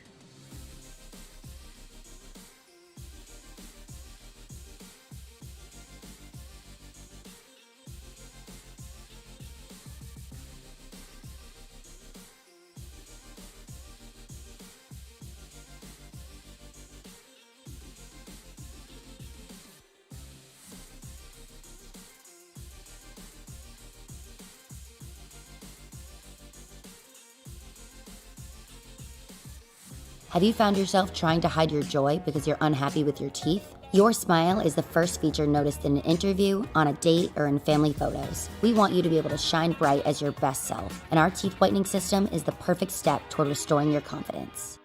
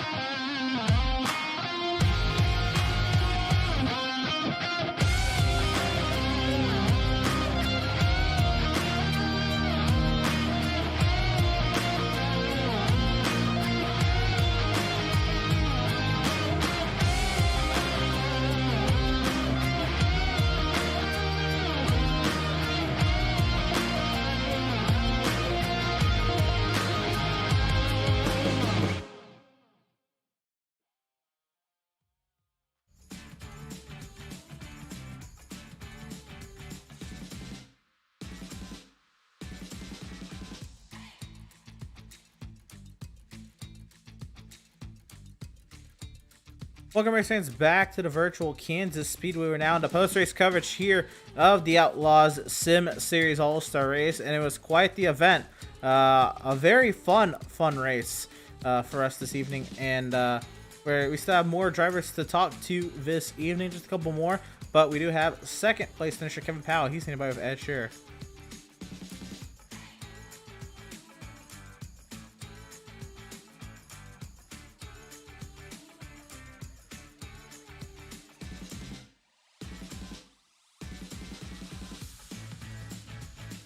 Event. Oh yeah, man, 100%. You know, I didn't expect to have the speed that we had. You know, we came in, I got the pole. That shocked me.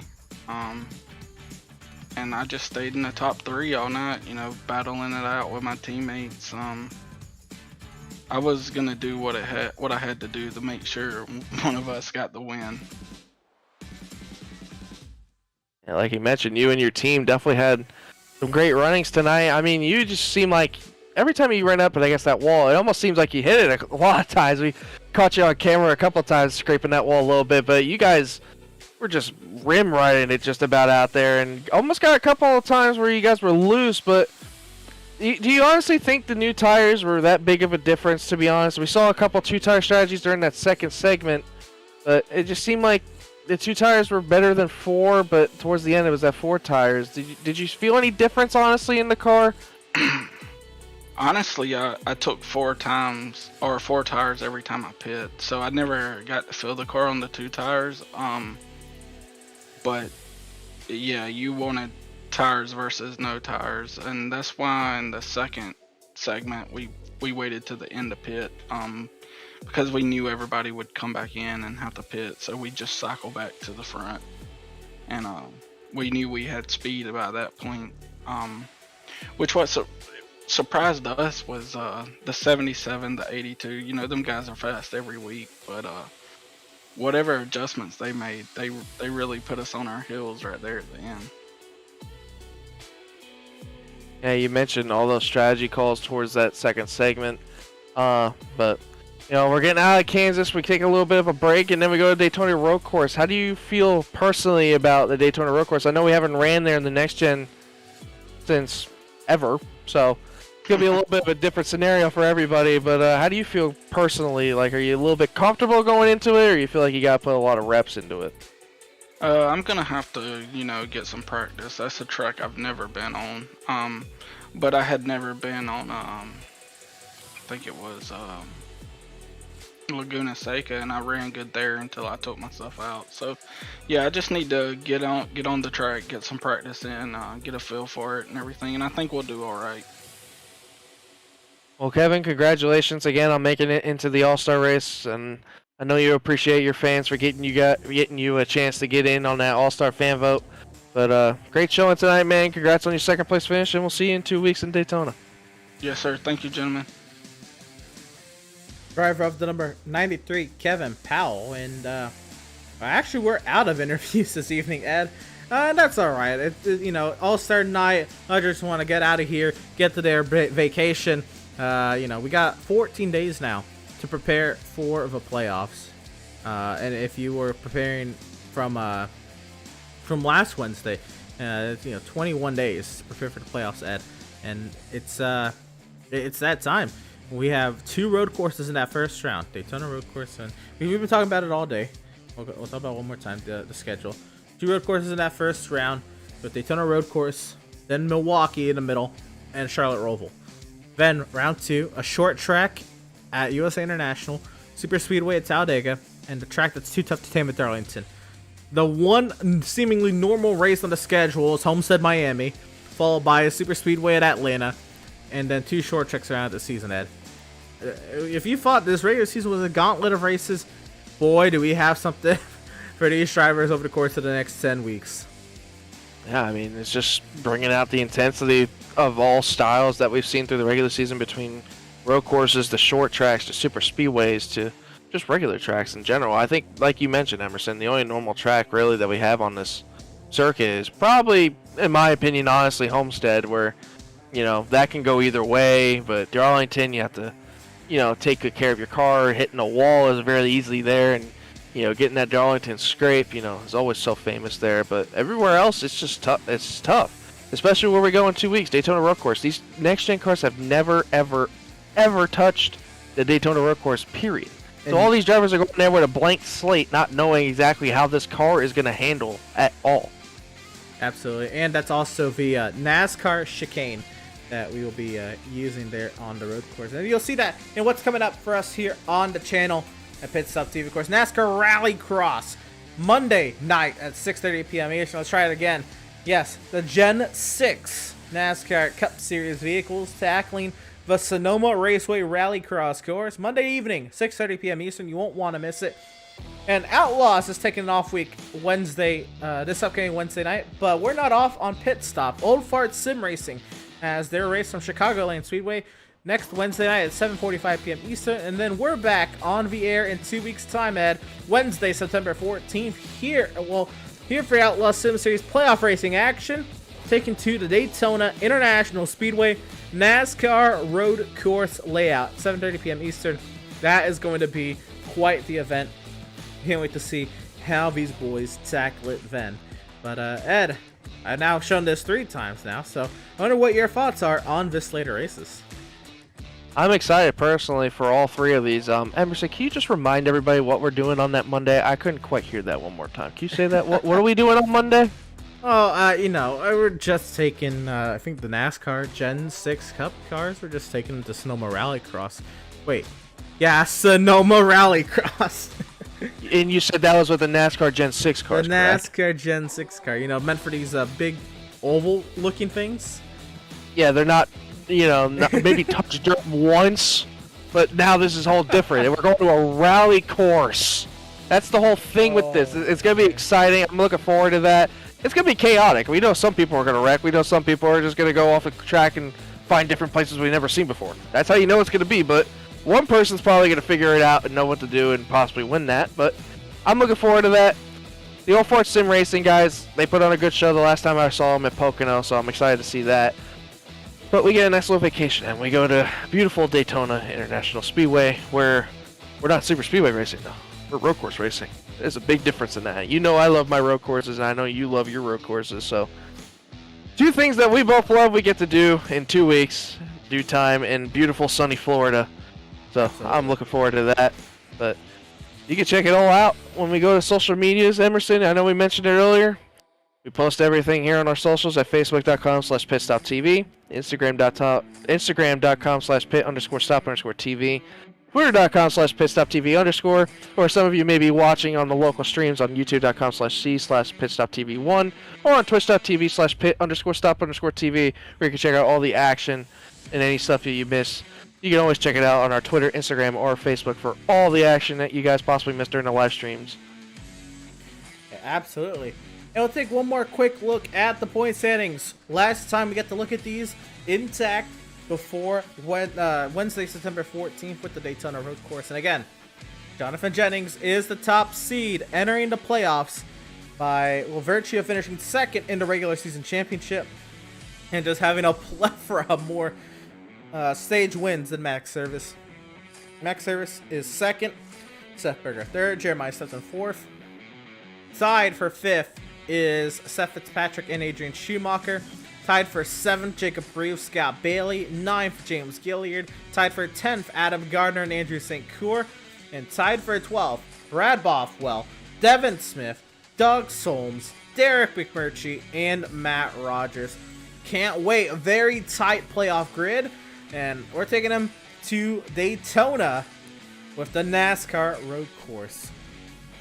But that's going to do it for us this evening. We're happy to have had you all here tuning in and for tonight's broadcast, and we hope you enjoyed tonight's action.